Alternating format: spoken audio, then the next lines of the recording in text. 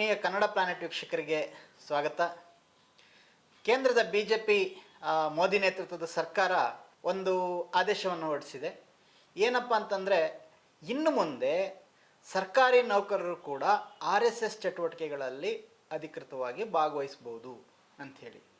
So ಈ ಒಂದು ನಿರ್ಧಾರದ ಬಗ್ಗೆ ಮತ್ತು ಈ ಒಂದು ಕಳೆದ ಬಹುಶಃ ಸ್ವಾತಂತ್ರ್ಯ ನಂತರದಲ್ಲಿ ಸುಮಾರು 4-5 ದಶಕಗಳ ಕಾಲ RSS ಅನ್ನುವ ಸಂಘಟನೆ ಮೇಲೆ, ಅಂದರೆ ರಾಷ್ಟ್ರೀಯ ಸ್ವಯಂ ಸೇವಕ ಸಂಘಟನೆಯ ಮೇಲೆ ಒಂದು ನಿಷೇಧ ಇತ್ತು ಅಧಿಕೃತವಾಗಿ. ಅದನ್ನು ಇತ್ತೀಚೆಗೆ ಕೇಂದ್ರ ಸರ್ಕಾರ ತೆಗೆದುಹಾಕಿದೆ. ಈ ಎಲ್ಲ ವಿಷಯಗಳ ಬಗ್ಗೆ, ಇದರ ಹಿನ್ನೆಲೆ ಏನು ಮತ್ತು ಯಾಕೆ ಇದರ ಪರಿಣಾಮಗಳೇನು ಅನ್ನೋದ್ರ ಬಗ್ಗೆ ಇವತ್ತು ಒಂದು ಮಾತುಕತೆ. ಈ ಮಾತುಕತೆಯಲ್ಲಿ ನಮ್ಮ ಜೊತೆಗೆ ಕಾಂಗ್ರೆಸ್ ಪಕ್ಷದ ಯುವ ಮುಖಂಡರಾದಂತಹ ಸೂರ್ಯ ಮುಕುಂದರಾಜ್ ಅವರಿದ್ದಾರೆ, ವಕೀಲರು ಕೂಡ ಅವರು. ಸೊ ಸರ್, ನಿಮಗೆ ಈ ಕಾರ್ಯಕ್ರಮಕ್ಕೆ ಸ್ವಾಗತ. ನಮಸ್ಕಾರ, ಥ್ಯಾಂಕ್ ಯು. ಮೊದಲನೇದಾಗಿ, ಈ ಥರ ಒಂದು ನಿರ್ಧಾರವನ್ನು ಮೋದಿ ಸರ್ಕಾರ ಈಗ 10 ವರ್ಷಗಳಲ್ಲಿ ಕೂಡ ತಗೊಂಡಿರಲಿಲ್ಲ, ಈಗ ಯಾಕೆ ತಗೊಂಡಿದೆ ಅಂತ ಅನಿಸ್ತದೆ? ನೋಡಿ, ಒಂದು ನೀವು ಗಮನಿಸಿರ್ಬೋದು, ಈ ಚುನಾವಣೆಯಲ್ಲಿ ನರೇಂದ್ರ ಮೋದಿಯವರು ಕಳೆದ 10 ವರ್ಷಗಳ ನಾನು ಇಡೀ ರಾಜಕಾರಣವನ್ನೇ ನನ್ನ ಕಪಿಮುಷ್ಟಿಲಿ ಇಟ್ಕೊಂಡಿದ್ದೀನಿ, ಅವರೊಬ್ಬ ಹೆಡ್ ಮಾಸ್ಟರ್ ಥರ, ಹಿಂಗೆ ಅಂದರೆ ಪ್ರಧಾನಮಂತ್ರಿ ಥರ ಇರಲಿಲ್ಲ, ಸಚಿವ ಸಂಪುಟದ ಒಬ್ಬ ಮುಖ್ಯಸ್ಥನ ಥರ ಇರಲಿಲ್ಲ. ಇಡೀ ಇದಕ್ಕೆ ಜನಪ್ರತಿನಿಧಿಗಳು ಏನು ಆಯ್ಕೆಯಾಗಿ ಬಂದಿರ್ತಾರೆ, ಮಂತ್ರಿಗಳು ಏನು ಆಯ್ಕೆಯಾಗಿ ಬಂದಿರ್ತಾರೆ, ಅವರಿಗೆ ಬಾಸ್ ಥರ ಇದ್ರು. ಸೊ ಜನತಂತ್ರವನ್ನು, ಪಾರ್ಲಿಮೆಂಟ್ರಿ ಡೆಮಾಕ್ರಸಿಯನ್ನು ಮರೆತು ಅವ್ರದ್ದೇ ಆದಂಥ ಒಂದು ಸ್ವಂತ ಹಿಟ್ಲರು ಮತ್ತು ಮುಸೋಲಿನಿ ಈ ಥರದ ಒಂದು ಇದಕ್ಕೆ ಹೋಗ್ತಾ ಇದ್ರು, ಸರ್ವಾಧಿಕಾರ ಇದಕ್ಕೆ ಹೋಗ್ತಾ ಇದ್ರು. ಸೊ ಅವರ ಸರ್ವಾಧಿಕಾರ ಧೋರಣೆಯಿಂದ ಹೆಂಗಾಗಿತ್ತು ಅಂದರೆ, ಇಡೀ ದೇಶದ ಬೇರೆ ಬೇರೆ ರಾಜ್ಯಗಳಲ್ಲಿರುವಂಥ ರಾಜ್ಯ ಸರ್ಕಾರದ ಶಾಸಕರುಗಳನ್ನು ಖರೀದಿ ಮಾಡಿ ಅಲ್ಲಿ ಅಸ್ಥಿರಗೊಳಿಸಿ ಸರ್ಕಾರಗಳನ್ನ ಬೀಳಿಸ್ತಾ ಇದ್ರು. ಪ್ರತಿಯೊಂದಕ್ಕೂ ಪ್ರತಿಯೊಬ್ಬ ಪೊಲೀಸ್ ಇಲಾಖೆ ಮೇಲೆ ಹತೋಟಿಯನ್ನು ಸಾಧಿಸ್ತಾ ಇದ್ರು, ಜುಡಿಷರಿ ಮೇಲೆ ಹತೋಟಿಯನ್ನು ಸಾಧಿಸ್ತಾ ಇದ್ರು. ಸೊ ಇವೆಲ್ಲ ಮಾಡ್ಕೊಂಡು ಬಂದಿದ್ರು. ಅವ್ರಿಗೇನಾಗಿತ್ತು ಅಂದರೆ, ನಾನು ಇಡೀ ದೇಶವನ್ನು ನಿಯಂತ್ರಣ ಮಾಡುವಷ್ಟು ಶಕ್ತಿ ಬಂದಿದೆ ನನಗೆ. ಸೊ ಅದಕ್ಕೆ ಅವ್ರು ಹೇಳ್ತಾ ಇದ್ದಿದ್ದೇನು ಅಂದರೆ, ಅಬ್ಕಿ ಬಾರ್ 400 ಪಾರ್ ಅಂತ. ಸೊ 400 ಸೀಟ್ನ ನಾನು ಬಂದ್ಬಿಡ್ತೀನಿ ಅಂತ ಹೇಳಕ್ಕೆ ಶುರು ಮಾಡಿದ್ರು. ಆಮೇಲೆ RSS ಮತ್ತು ಅವ್ರ ನಡುವೆ ಒಂದು ಅಂತರ ಇತ್ತು. ನೀವು ಇಲ್ಲಿ ರಾಜ್ಯವನ್ನು ಗಮನಿಸಿದಾಗ ಯಡಿಯೂರಪ್ಪ ಅವರ ಪೀರಿಯಡ್ ಆಗಿರ್ಬೋದು, ಅದರಲ್ಲಿ ಸಂತೋಷ್ ಅವರು ತುಂಬ ಪ್ರಮುಖವಾದಂಥ ಪಾತ್ರವನ್ನು, PL ಸಂತೋಷ್. ಸೊ ಅವರು ಸಂಘ ಪರಿವಾರದಿಂದ ಒಬ್ಬ ರೆಪ್ರೆಸೆಂಟೇಟಿವ್ ಆಗಿ ಅಲ್ಲಿ ಬಂದು, ಸೊ ಅಲ್ಲಿ ಕಾರ್ಯದರ್ಶಿಯಾಗಿ ಅವ್ರಿಗೆ ಈಕ್ವಲ್ ಇಡೀ ಪಾರ್ಟಿ ಅವ್ರ ಕಂಟ್ರೋಲಲ್ಲಿ ಇರೋದು. ಸೊ ಎಷ್ಟೋ ಜನ ನೀವು BJPಗೆ ಹೋಗುವಂಥ ಯುವಕರನ್ನ ಮತ್ತೆ ಅಲ್ಲಿ ಕೆಲಸ ಮಾಡುವಂಥವ್ರು ನೋಡಿರ್ಬೋದು.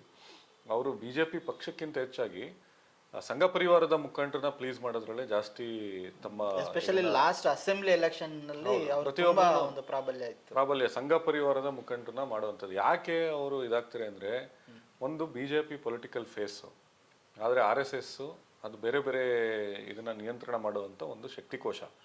ಸೊ ಅಲ್ಲಿ ಅವ್ರನ್ನ ಪ್ಲೀಸ್ ಮಾಡುವಂಥ ಕೆಲಸವನ್ನು ಮಾಡ್ತಾಯಿದ್ರು. ಯಾವುದೇ BJPಯ ಮಂತ್ರಿಗಳ ಮನೇಲಿರ್ಬೋದು, ಶಾಸಕರುಗಳ ಮನೇಲಿರ್ಬೋದು, ಒಬ್ಬ RSSನ ಒಬ್ಬ ಕಾರ್ಯಕರ್ತ ಇದ್ದೇ ಇರ್ತಾನೆ. ಇವ್ರು ಏನೇ ಫೈಲ್ ಸೈನ್ ಹಾಕಬೇಕು ಅಂದರೂ RSS ಕಾರ್ಯಕರ್ತ ಏನು ಓಕೆ ಮಾಡ್ತಾನೆ, ಅವನು ಗ್ರೀನ್ ಇಂಕಲ್ಲಿ ಹಾಕಿದ್ರೆ ಓಕೆ ಆಗುತ್ತೆ, ರೆಡ್ ಇಂಕಲ್ಲಿ ಹಾಕಿದ್ರೆ ಅದು ರಿಜೆಕ್ಟ್ ಆಗುತ್ತೆ. ಸೊ ನೀವೇನಾದರೂ ಮಾಡಿ, ಒಟ್ಟಿನಲ್ಲಿ RSS ಏನು ಹೇಳುತ್ತೆ ಅದನ್ನು ಮಾಡಬೇಕು. ರೂಲ್ ಆಫ್ ಲಾ ಅನ್ನೋದೇನಿರುತ್ತೆ, ರೂಲ್ ಆಫ್ ಲಾ ಅನ್ನೋದಿರಲ್ಲ. ಸೊ ಆ ಥರದ್ದೊಂದು ಸಿಸ್ಟಮ್ನ RSS ತಂದಿತ್ತು. ಈ ಸಿಸ್ಟಮ್ಗೆ ಪರ್ಯಾಯವಾಗಿ ನರೇಂದ್ರ ಮೋದಿದೇ ಒಂದು ಸಿಸ್ಟಮ್ ಇತ್ತು. ಸೊ ಅವರು ಮುಸಲ್ಮಾನರನ್ನ ಬೈಯಕ್ಕೆ ಶುರು ಮಾಡಿದರು. ಆದರೆ ಮೋಹನ್ ಭಾಗವತ್ ಹೇಳೋರು, ಮುಸಲ್ಮಾನರನ್ನ ಬೈಬೇಡಿ, ಇದು ಎಲ್ಲರನ್ನೂ ಒಗ್ಗಟ್ಟಾಗಿ ತೊಗೊಂಡೋಗುವಂಥ ಕೆಲಸವನ್ನು ನೀವು ಮಾಡಬೇಕು ಅಂತೇಳಿ ಸಂದೇಶವನ್ನು ರವಾನೆ ಮಾಡ್ತಾಯಿದ್ರು.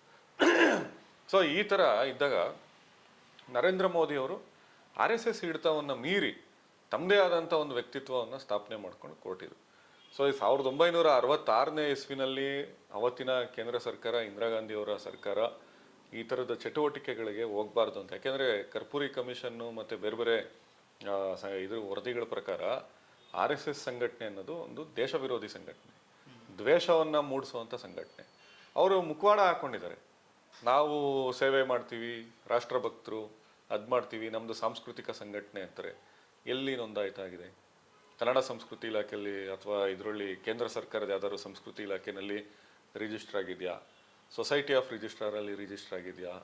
ಸಂಘ ಸಂಸ್ಥೆಗಳ ಇದರಲ್ಲಿ ಅಥವಾ ಟ್ರಸ್ಟ್ ರಿಜಿಸ್ಟರ್ ಮಾಡಿದ್ದಾರೆ? ಯಾವ್ದಾದ್ರು ಸಬ್ ರಿಜಿಸ್ಟ್ರಾರ್ ಕಚೇರಿನಲ್ಲಿ ಟ್ರಸ್ಟ್ ಆಗಿ ರಿಜಿಸ್ಟರ್ ಮಾಡಿದಾರಾ? ಯಾವುದೂ ಇಲ್ಲ. ಒಂದು ಆಧಾರ್ ಕಾರ್ಡ್ ಇಲ್ಲ, ಒಂದು ಪ್ಯಾನ್ ಕಾರ್ಡ್ ಇಲ್ಲ, ಒಂದು IT ಇಲ್ಲ, ಏನೂ ಇಲ್ಲ.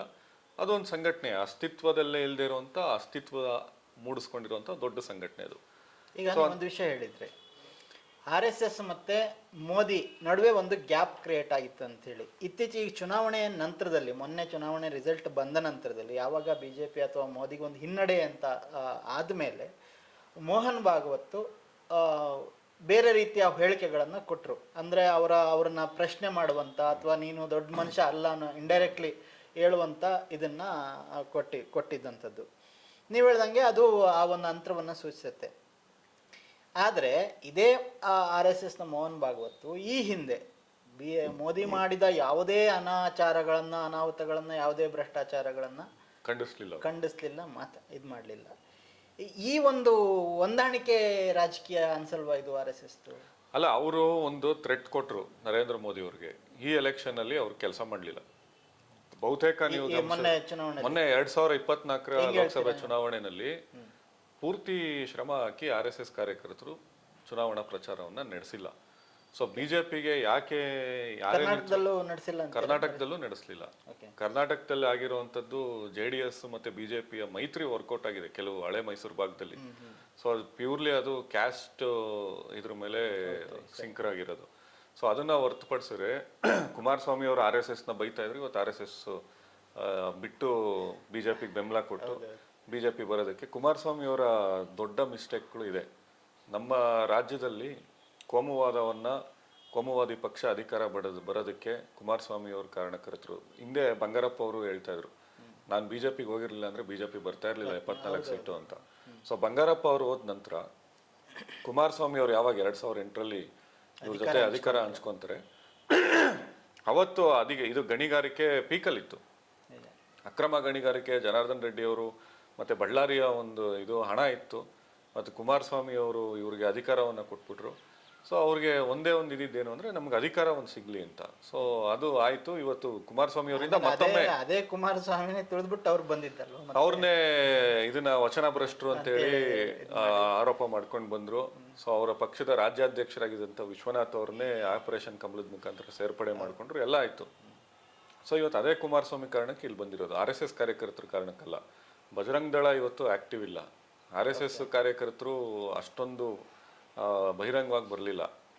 ಯಾವಾಗಲೂ ಒಂದು ಸಂಘಟನೆ ಏನಾಗುತ್ತೆ, ಇವತ್ತು ನೋಡಿ, ಪ್ರಾಮಾಣಿಕತೆ, ದೇಶಭಕ್ತಿ ಅಂತ ಏನು ಇವರು ನಾವು ಹೇಳ್ತೀವಿ ಅಂತ ಹೇಳ್ತಾರಲ್ಲ, ಇವತ್ತು ಅದೇ RSSನ ದೇಶಭಕ್ತಿ ಪ್ರಾಮಾಣಿಕವಾದಲ್ಲ ಅಂತ ಹೇಳ್ಬಿಟ್ಟು ತುಂಬಾ ಜನ ಸಂಘ ಪರಿವಾರದ ಹಳೆ ಕಾರ್ಯಕರ್ತರು ಹೇಳ್ಕೊಂಡ್ ಬರ್ತಾ ಇದ್ದಾರೆ.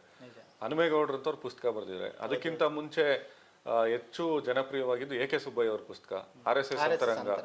ಸೊ ಅನೇಕ ಜನರು RSSನ ಒಳಗಡೆ ಇದ್ಕೊಂಡು, ಸೊ ಅಲ್ಲಿರುವಂಥ ಒಂದು ಪ್ರಚಾರಕರು, ಫುಲ್ ಟೈಮರ್ಸ್ ಏನಿರ್ತಾರೆ, ಅವರು ಮನೆ ಮಠ ಎಲ್ಲ ಬಿಟ್ಟು ಅಲ್ಲೇ ತಮ್ಮನ್ನ ಸಮರ್ಪಣೆ ಮಾಡ್ಕೊಂಡಿರ್ತಾರೆ. ಸೊ ಈಗ ಯಡಿಯೂರಪ್ಪ ಅವರ ಹಿನ್ನೆಲೆ ತಗೊಂಡ್ರೆ, ಯಡಿಯೂರಪ್ಪ ಅವರ ಆಸ್ತಿ ಎಷ್ಟಿತ್ತು, ಇವತ್ತೇನಾಗಿದೆ. ಅನಂತಕುಮಾರ್ ಅವತ್ತೇನಾಗಿದ್ರು, ಇವತ್ತೇನಾಗಿದ್ರು. ಇವತ್ತು ಬದುಕಿಲ್ಲ ಅವರು, ಬಟ್ ಅವರ ಹಿನ್ನೆಲೆ ಏನಿತ್ತು, ಅವರ ಆಸ್ತಿ ಅಷ್ಟೊಂದು ಜಾಸ್ತಿ ಆಗೋದಕ್ಕೆ ಏನು ಕಾರಣ? ನೀವು ಭಕ್ತಿ ಮತ್ತು ದೇಶಭಕ್ತಿ, ಸಮರ್ಪಣೆ, ನಾವು ಪ್ರಾಮಾಣಿಕತೆಯನ್ನು ಬೋಧಿಸ್ಕೊಂಡು ಬಂದವರು, ನೀವು ಹೆಂಗೆ ಕುಮಾರಸ್ವಾಮಿ ಜೊತೆ ಮೈತ್ರಿ ಮಾಡ್ಕೊತೀರಾ? ನೀವು ಹೆಂಗೆ ಅಕ್ರಮ ಗಣಿಗಾರಿಕೆ ಮಾಡೋದಕ್ಕೆ ಅವಕಾಶ ಕೊಡ್ತೀರಾ? ಈ ದೇಶದ ಮಣ್ಣನ್ನ ಲೂಟಿ ಮಾಡೋದು ನಿಮ್ಗೆ ಅವಕಾಶನ? ನರೇಂದ್ರ ಮೋದಿ ಅವರು ನರಮೇಧ ಮಾಡಿದಂಥ ಸಂದರ್ಭದಲ್ಲಿ ವಾಜಪೇಯಿ ಅವರು ಅದನ್ನು ವಿರೋಧ ಮಾಡಿರ್ತಾರೆ. ಮೊನ್ನೆ ವೆಂಕಯ್ಯ ನಾಯ್ಡು ಅವರು ಕೂಡ ಅದನ್ನು ಪ್ರಸ್ತಾಪ ಮಾಡಿದ್ರು. ಅವರ ಪುಸ್ತಕದಲ್ಲಿ ಅಡ್ವಾಣಿ ಅವರು ಮತ್ತೆ ಇವರೆಲ್ಲ ವಾಜಪೇಯಿ ಅವ್ರನ್ನ ಸಮಾಧಾನ ಮಾಡಿ ನರೇಂದ್ರ ಮೋದಿ ಅವ್ರ ಪರವಾಗಿ ಮಾತಾಡಬೇಕು ಅಂತ ಹೇಳಿ ಅವ್ರನ್ನ ಇದು ಮಾಡಿದ್ರು, ಅಡ್ವಾಣಿನೇ ಅನುಭವಿಸಿದ್ರು. ಸೊ ಇವತ್ತು RSSಗೂ ಅದನ್ನೇ ಮಾಡೋರು ನರೇಂದ್ರ ಮೋದಿ ಅವರು. ಸೊ RSS ಕಾರ್ಯಕರ್ತರಲ್ಲಿ ಏನು ಇವರು ಪ್ರಾಮಾಣಿಕತೆ, ದೇಶಭಕ್ತಿ ಅಂತ ಹೇಳ್ಕೊಂಡ್ ಬಂದಿದ್ದಾರೆ, ಅದು ಇಲ್ಲಿ ಸರ್ಕಾರದ ನಡುವೆ ಇವರ ಚುನಾವಣಾ ರಾಜಕಾರಣದಲ್ಲಿ ಆ ದೇಶಭಕ್ತಿ ಲೆಕ್ಕಕ್ಕಿಲ್ಲ. ನೀವು ಭ್ರಷ್ಟಾಚಾರ ಮಾಡಿದ್ರೆ, ಕಾಂಗ್ರೆಸ್ ಅಲ್ಲಿದ್ರೆ, ನಾಳೆ ಅವರಿಗೆ ಸೀಟ್ ಬೇಕು ಅಂದ್ರೆ ನೋಡಿ, ಕರ್ನಾಟಕದಲ್ಲೂ ಕೂಡ ಅವರು ಎಲ್ಲೂ ಇವತ್ತು ಇಡೀ ದೇಶದ ಲೆಕ್ಕಾಚಾರ ತಗೊಂಡ್ರೆ 550 ಶಾಸಕರುಗಳು ಬೇರೆ ಬೇರೆ ಪಕ್ಷದವರು ಬಿಜೆಪಿ ಜೊತೆ ಸೇರ್ಕೊಂಡಿದ್ದಾರೆ. ಕರ್ನಾಟಕದಲ್ಲಿ ನೀವು ಕಾಂಗ್ರೆಸ್ ಅಲ್ಲಿದ್ರೆ ಅವರು ಹಿಂದೂ ವಿರೋಧಿಗಳು, ಆಮೇಲೆ ಭ್ರಷ್ಟಾಚಾರಿಗಳು, ಅವ್ರ ಮೇಲೆ ED ಕೇಸ್ ಇರ್ತದೆ, IT ಕೇಸ್ ಇರುತ್ತೆ, ಎಲ್ಲಾ ಕೇಸು ಇರುತ್ತೆ. ಅದೇ ನೀವು ಬಿಜೆಪಿ ಸೇರ್ಕೊಂಡ್ಬಿಟ್ರೆ ಅವರು ಪ್ರಾಮಾಣಿಕರು ಅಂತ ಹೆಂಗಾಗ್ತೀರಾ? ಮತ್ತೆ ನೀವು ಇದರಲ್ಲಿ ನಿಮ್ ಶಾಖೆಗಳಲ್ಲಿ ಇದನ್ನೇ ಹೇಳ್ಕೊಡ್ತೀರಾ? ಇದನ್ನೇ ಇವತ್ತು ಜನ ಪ್ರಶ್ನೆ ಮಾಡ್ತಿರೋದು. ಇವತ್ತು ಗಾಂಧೀಜಿ ಯಾಕೆ ಸಕ್ಸಸ್ ಆದ್ರು, ಅದಾದ ನಂತರ ಕಾಂಗ್ರೆಸ್ ಪಕ್ಷ ಯಾಕೆ ಹಿನ್ನಡೆ ಅನುಭವಿಸ್ತು? ಗಾಂಧೀಜಿ ಹೇಳ್ದಂಥ ಸಿದ್ಧಾಂತ ಏನು, ನೆಹರು ಹೇಳ್ದಂಥ ಸಿದ್ಧಾಂತ ಏನು, ಅದನ್ನ ಫಾಲೋ ಮಾಡಿದವ್ರು ಎಷ್ಟು ಜನ? ಸೊ ಅದನ್ನ ಒಂದು ಪಾರ್ಟಿ ಯಾಕೆ ಇವತ್ತು ರಾಹುಲ್ ಗಾಂಧಿನ ಯಾಕೆ ಜನ ಒಪ್ತಾ ಇದ್ದಾರೆ ಅಂದ್ರೆ, ಅವ್ರನ್ನ ಬದಲಾವಣೆ ನೋಡಿ. ಅವರು ಭಾರತ್ ಜೋಡೋ ಯಾತ್ರೆ ಮಾಡಿದ್ರು, ಆಮೇಲೆ ಅವರ ಬಟ್ಟೆ ಅವರು ಜುಬ್ಬ ಹಾಕ್ತಾ ಇದ್ರು, ಹಳೆ ಇದನ್ನ ಪೊಲಿಟಿಕಲ್ ಇದನ್ನ ಕಲ್ಟಿವೇಟ್ ಮಾಡ್ಕೊಂಡು ಬಂದಿದ್ರು. ಆದ್ರೆ ಇವತ್ತು ಬರೀ ಒಂದು ಟೀ ಶರ್ಟ್ ಒಂದು ಪ್ಯಾಂಟಿಗೆ ಬಂದಿದ್ದಾರೆ, ಅಂದ್ರೆ ಸರಳತೆಗೆ ಬಂದಿದ್ದಾರೆ, ಜನರ ಹತ್ರ ಹೋಗ್ತಾ ಇದ್ದಾರೆ.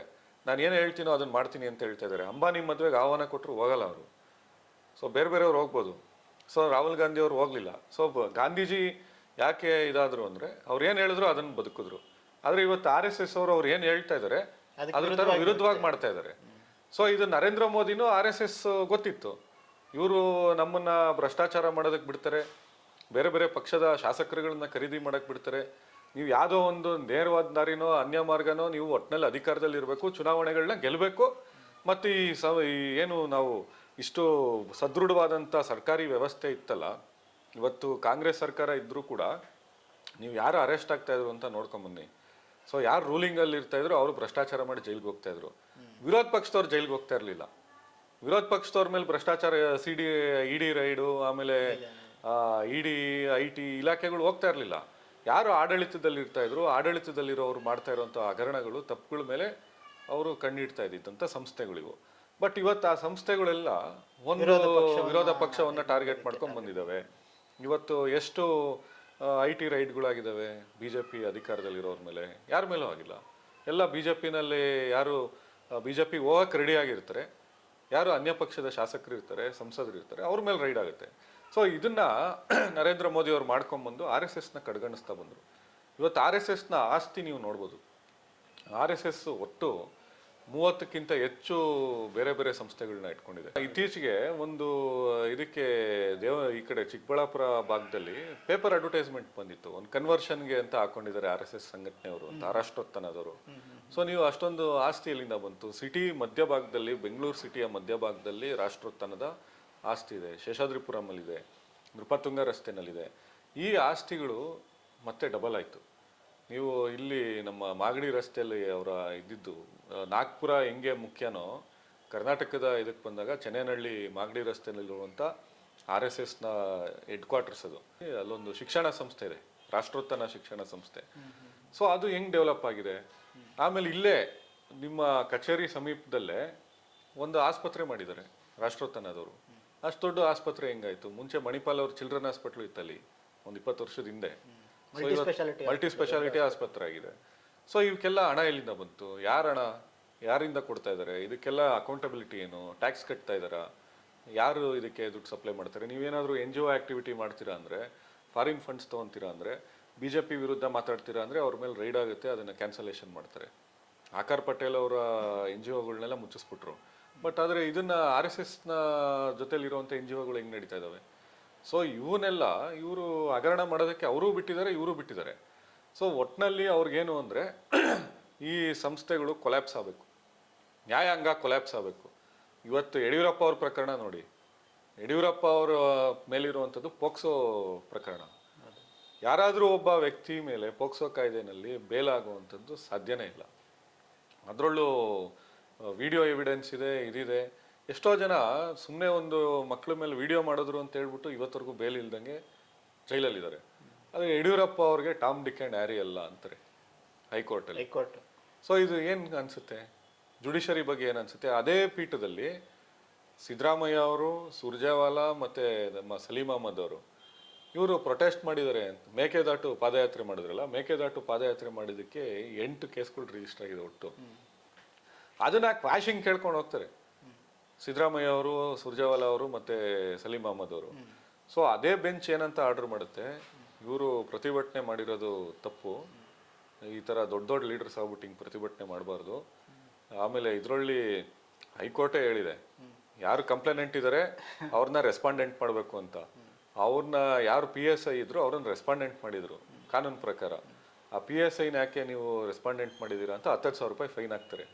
10,000 ರೂಪಾಯಿ ಫೈನ್ ಹಾಕ್ಬಿಟ್ಟು ದಿನಾಂಕ ನಿಗದಿ ಮಾಡ್ತಾರೆ. ಸಿದ್ದರಾಮಯ್ಯ ಅವರು 28ನೇ ತಾರೀಕು ಹೋಗ್ಬೇಕು, ಸುರ್ಜೇವಾಲಾ ಅವರು 31ನೇ ತಾರೀಕು ಹೋಗ್ಬೇಕು, ಸಲೀಂ ಅಹ್ಮದ್ ಅವರು 3ನೇ ತಾರೀಕು ಹೋಗ್ಬೇಕು. ಬೇರೆ ಬೇರೆ ದಿನಗಳು ನಿಗದಿ ಮಾಡ್ತಾರೆ. ಬಟ್ ಇಷ್ಟು ಗಂಭೀರ ಆರೋಪ ಇದ್ರೆ ಯಡಿಯೂರಪ್ಪ, ಇದು ಪೋಕ್ಸೋ ಪ್ರಕರಣ ಗಂಭೀರ, ತೀರಾ ಗಂಭೀರ. ಅಂತ ಪ್ರಕರಣದಲ್ಲಿ ಅವರೇ ಯಡಿಯೂರಪ್ಪ ಎಲ್ರಿ ದೇಶ ಬಿಟ್ಟು ಹೊಟ್ಟೋಗ್ತಾರೆ ಏನ್ರಿ, ಟಾಮ್ ಡಿಕ್ ಆ್ಯಂಡ್ ಹ್ಯಾರಿ ಅಲ್ಲ ಅಂತ ಹೇಳ್ತಾರೆ.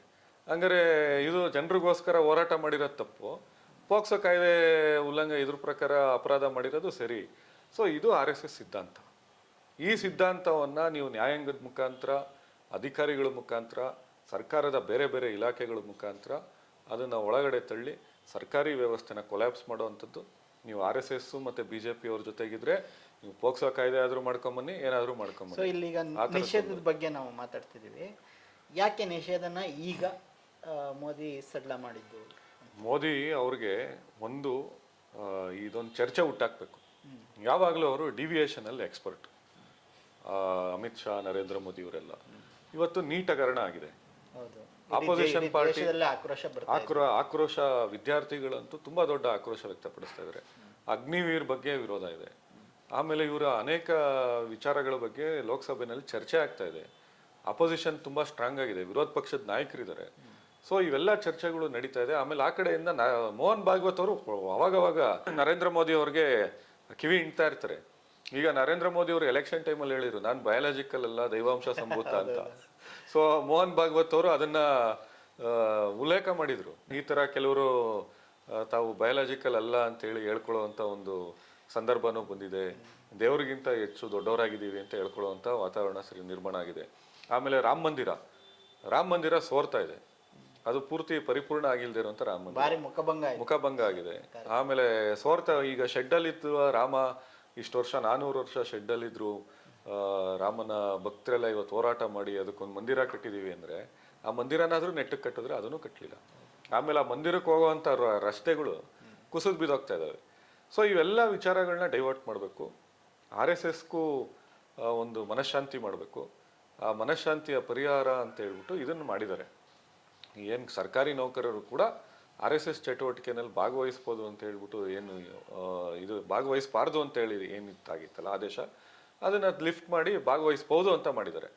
ಸೊ ಇದು ನರೇಂದ್ರ ಮೋದಿ ಅವರ ಡೈವರ್ಷನ್ ತಂತ್ರ. ಸರ್, ಹಿಂದೆ ಈ RSSಗೆ ಈ ತರ ಒಂದು ನಿಷೇಧ ಅಥವಾ ಒಂದು ನಿರ್ಬಂಧ ಏನಿತ್ತು, ಅದ್ರ ಹಿನ್ನೆಲೆ ಸ್ವಲ್ಪ ಹೇಳಿ, ಯಾಕಿದು ಆಗಿತ್ತು? ನೋಡಿ, ಒಂದು RSS 1925 ಆಸ್ಪಾಸ್ನಲ್ಲಿ 25ನೇ ಇಸ್ವಿನಲ್ಲಿ ಆರಂಭ ಆಗುತ್ತೆ. ಇವರ ಹೆಗ್ಡೆವಾರ್ ಆಗಿರ್ಬೋದು, ಇವರ ಗೋಲ್ವಾಲ್ಕರ್ ಆಗಿರ್ಬೋದು, ಮುಂಜೆ ಆಗಿರ್ಬೋದು, ಇವರು ಮುಂಚೆ ಗೋಲ್ವಾಲ್ಕರ್ ಅವರು ಕೂಡ, ಹೆಗ್ಡೆವಾರ್ ಅವರು ಕೂಡ ಕಾಂಗ್ರೆಸ್ನಲ್ಲಿದ್ದವ್ರೆ ಅವತ್ತಿನ ಸ್ವತಂತ್ರ ಚಳುವಳಿಯಲ್ಲಿ. ಅದಾದ ನಂತರ ಹೆಗ್ಡೆವಾರ್ ಅವರು ಬಿಟ್ಟು ಹೋಗ್ತಾರೆ. ಯಾಕೆಂದರೆ ಇಲ್ಲಿ ಮಹಾತ್ಮ ಗಾಂಧೀಜಿಯವರು, ಮೌಲಾನಾ ಆಜಾದ್ ಅವರು, ಆಮೇಲೆ ಅನೇಕ ಜನ ಲೀಡರ್ಗಳು ಎಲ್ಲ ಸಮುದಾಯದವರು ಇರಬೇಕು. ಗಾಂಧೀಜಿಯವರು ದಲಿತ ಕೆರೆಗಳಿಗೆ ಹೋಗ್ತಾ ಇದ್ರು, ಪರಿಶಿಷ್ಟ ಪಂಗಡಗಳ ಕಾಲೋನಿಗೆ ಹೋಗ್ತಾ ಇದ್ರು, ಅಲ್ಲಿ ಸೇವೆಯನ್ನು ಮಾಡ್ತಾ ಇದ್ರು. ಆಮೇಲೆ ಹರಿಜನ ಅಂತ ಒಂದು ಪತ್ರಿಕೆಯನ್ನು ತರ್ತಾ ಇದ್ರು. ಸೊ ಕ್ಯಾಸ್ಟ್ ಸಿಸ್ಟಮ್ ಇರಬಾರ್ದು, ಇದನ್ನು ತೆಗಿಬೇಕು ಅಂತ ಹೇಳಿ, ಅಸ್ಪೃಶ್ಯತೆಯಿಂದ ಸಮಾಜ ಹಾಳಾಗೋಗ್ತಾ ಇದೆ. ಅವರು ಏಕಕಾಲಕ್ಕೆ ಒಂದು ಬ್ರಿಟಿಷರ ವಿರುದ್ಧ ಸ್ವತಂತ್ರ ಚಳುವಳಿಯ ಜೊತೆಗೆ ಎಲ್ಲರೂ ಸಮುದಾಯಗಳು ಒಂದಾಗಬೇಕು ಅನ್ನೋದು ಕೂಡ ಅವರ ಉದ್ದೇಶವಾಗಿತ್ತು. ಸೊ ಇದು ಕಾಂಗ್ರೆಸ್ನ ಉದ್ದೇಶ. ಇದನ್ನು ಇವ್ರು ಯಾರೂ ಒಪ್ಪಲಿಲ್ಲ. ಇವರು ಶ್ಯಾಮಾ ಪ್ರಸಾದ್ ಮುಖರ್ಜಿ ಅವರಾಗಿರ್ಬೋದು, ಯಾರೂ ಕೂಡ ಒಪ್ಪಲಿಲ್ಲ. ವಿಶ್ವ ಹಿಂದೂ ಪರಿಷತ್ತು ಶುರುವಾಗುತ್ತೆ, ಹಿಂದೂ ಮಹಾಸಭಾ ಶುರುವಾಗುತ್ತೆ. ಹಿಂದೂ ಮಹಾಸಭಾ, ಮುಸ್ಲಿಂ ಲೀಗು ಇವರೆಲ್ಲ ಸೇರಿ ಜೊತೆಲಿ ಸರ್ಕಾರವನ್ನು ರಚನೆ ಮಾಡ್ತಾರೆ ಸಿಂಧ್ ಪ್ರಾಂತ್ಯದಲ್ಲಿ. 1940 ಬಂಗಾಳದಲ್ಲೂ ಅಷ್ಟೇ ಮಾಡಿರ್ತಾರೆ. 1942ನೇ ಇಸ್ವಿನಲ್ಲಿ ಕ್ವಿಟ್ ಇಂಡಿಯಾ ಚಳುವಳಿ ಆಗುತ್ತೆ. ಕ್ವಿಟ್ ಇಂಡಿಯಾ ಮೂವ್ಮೆಂಟ್ ಆದಂಥ ಸಂದರ್ಭದಲ್ಲಿ ಕಾಂಗ್ರೆಸ್ ಸಂಸ್ಥೆಯನ್ನ ಬ್ಯಾನ್ ಮಾಡ್ತಾರೆ ಬ್ರಿಟಿಷ್ನವರು. ಅವಾಗ ಬ್ಯಾಂಡ್ ಆರ್ಗನೈಸೇಷನ್. ಗಾಂಧೀಜಿ ಅವ್ರನ್ನ ಜೈಲಲ್ಲಿ ಇಡ್ತಾರೆ, ನೆಹರು ಅವ್ರನ್ನ ಜೈಲಲ್ಲಿ ಇಡ್ತಾರೆ. ಸೊ ಜಯಪ್ರಕಾಶ್ ನಾರಾಯಣ್ ಅವರು ಆಚೆಗಡೆ ಇರ್ತಾರೆ, ಮೂವ್ಮೆಂಟನ್ನು ನಡೆಸುವಂಥ ಕೆಲಸ ಮಾಡ್ತಾ ಇರ್ತಾರೆ. ಮಾಧ್ಯಮಗಳನ್ನ ಬ್ರಿಟಿಷ್ನವರು ಸಂಪೂರ್ಣವಾಗಿ ಅವ್ರ ಪರವಾಗಿ ತೊಗೊಂಡ್ಬಿಟ್ಟಿರ್ತಾರೆ. ಕಾಂಗ್ರೆಸ್ ಪರವಾಗಿ ಒಂದೇ ಒಂದು ವಿಚಾರ ಆಚೆಗಡೆ ಹೋಗಲ್ಲ. ಇವತ್ತು ನರೇಂದ್ರ ಮೋದಿ ಅವ್ರು ಹೆಂಗೆ ಮಾಧ್ಯಮಗಳನ್ನ ನಿಯಂತ್ರಣ ಮಾಡಿ ಅವ್ರಿಗೆ ಹೆಂಗೆ ಬೇಕೋ ಹಂಗೆ ಮಾಡ್ತಾ ಇದ್ರು, ಅವತ್ತು ಅವ್ರಿಗೆ ಹೆಂಗೆ ಬೇಕೋ ಹಂಗೆ ಮಾಡಿ ಬ್ರಿಟಿಷ್ನವರು ಕಾಂಗ್ರೆಸ್ನ ವಿರುದ್ಧ ಒಂದು ತಪ್ಪು ಸಂದೇಶ ಹೋಗುವಂಥದ್ದು, ಯಾವುದೇ ಚಳುವಳಿ, ಸ್ವತಂತ್ರ ಚಳುವಳಿ ಬಗ್ಗೆ ಸುದ್ದಿ ಪ್ರಕಟ ಆಗದಿರೋ ಥರ ಇದೆಲ್ಲ ಮಾಡ್ತಾ ಇರ್ತಾರೆ.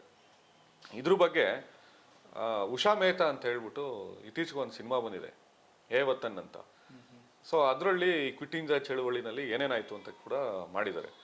ಸೊ ಅವಾಗ ಅವ್ರೇನು ಮಾಡ್ತಾರೆ, ಜಯಪ್ರಕಾಶ್ ನಾರಾಯಣ್ ಅವ್ರ ಜೊತೆಗೆ ಇವರು ಇದರಲ್ಲಿ ಇರ್ತಾರಲ್ಲ, ಅಂಡರ್ಗ್ರೌಂಡಲ್ಲಿ.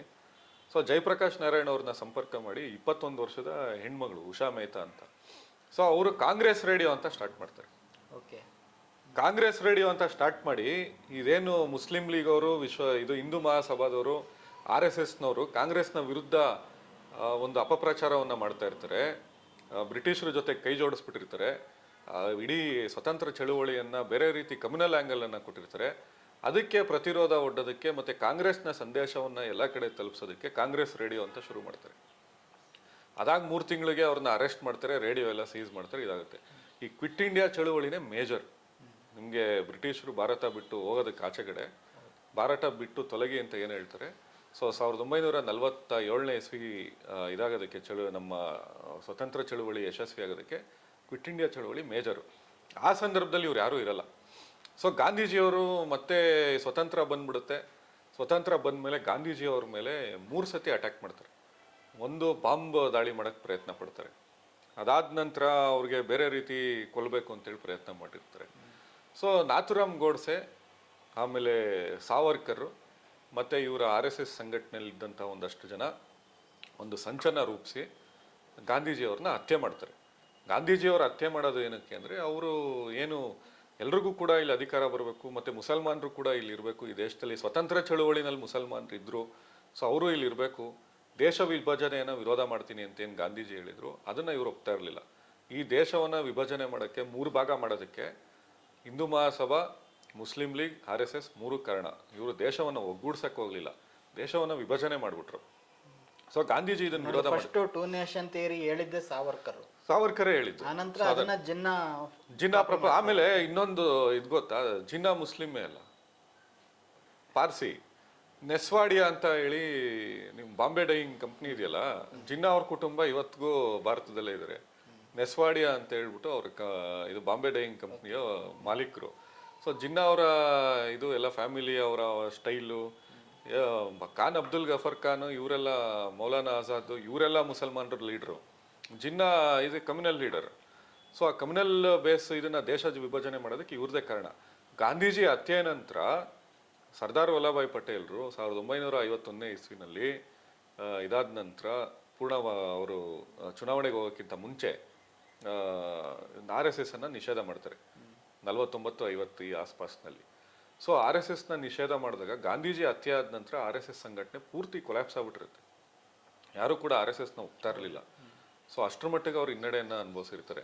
ಸೊ ಆಮೇಲೆ ಕರ್ಪೂರಿ ಕಮಿಷನ್ ವರದಿ ಮತ್ತು ಇದೆಲ್ಲ ನೋಡಿ ಸೊ ಇವರು ದೇಶ ವಿಭಜನೆಯನ್ನು ಮಾಡೋವಂಥ ಕೆಲಸ ಮಾಡ್ತಿರ್ತಾರೆ. ಮತ್ತು ಇಲ್ಲಿ ಕಮ್ಯುನಲ್ ಆಧಾರದ ಮೇಲೆ, ಜಾತಿ ಧರ್ಮಗಳ ಆಧಾರದ ಮೇಲೆ ಸಂವಿಧಾನದ ವಿರುದ್ಧವಾಗಿ ಈಗ ಆರ್ಟಿಕಲ್ 25, 26, 27 ಇವೆಲ್ಲ ಏನು right to freedom of speech, freedom of expression, right to religion, ಯಾವ ರಿಲಿಜಿಯನ್ ಬೇಕಾದ್ರೂ ನೀವು ಪ್ರಾಕ್ಟೀಸ್ ಮಾಡ್ಬೋದು, ಅನುಸರಿಸ್ಬೋದು ಅಂತ ಇರಬೇಕಾದ್ರೆ ನೀವು ಧಾರ್ಮಿಕ ವಿಚಾರಗಳನ್ನು ಸರ್ಕಾರಿ ಕಚೇರಿ ಒಳಗೆ ದೇಶದ ಹೊರಗಡೆ ಎಲ್ಲ ಜನರ ಮೇಲೆ ಏರೋ ಅಂಥ ಕೆಲಸವನ್ನು ಮಾಡೋದಕ್ಕೆ ಅವಕಾಶ ಇಲ್ಲ ಅಂಥೇಳಿ ಸೊ ಅದನ್ನು RSS ಇದರೊಳಗೆ ಆ್ಯಕ್ಟಿವಿಟೀಸಲ್ಲಿ ಸರ್ಕಾರಿ ನೌಕರರು ಇನ್ನು ಭಾಗವಹಿಸಬಾರ್ದು ಅಂತ ಮಾಡಿರುವಂಥದ್ದು.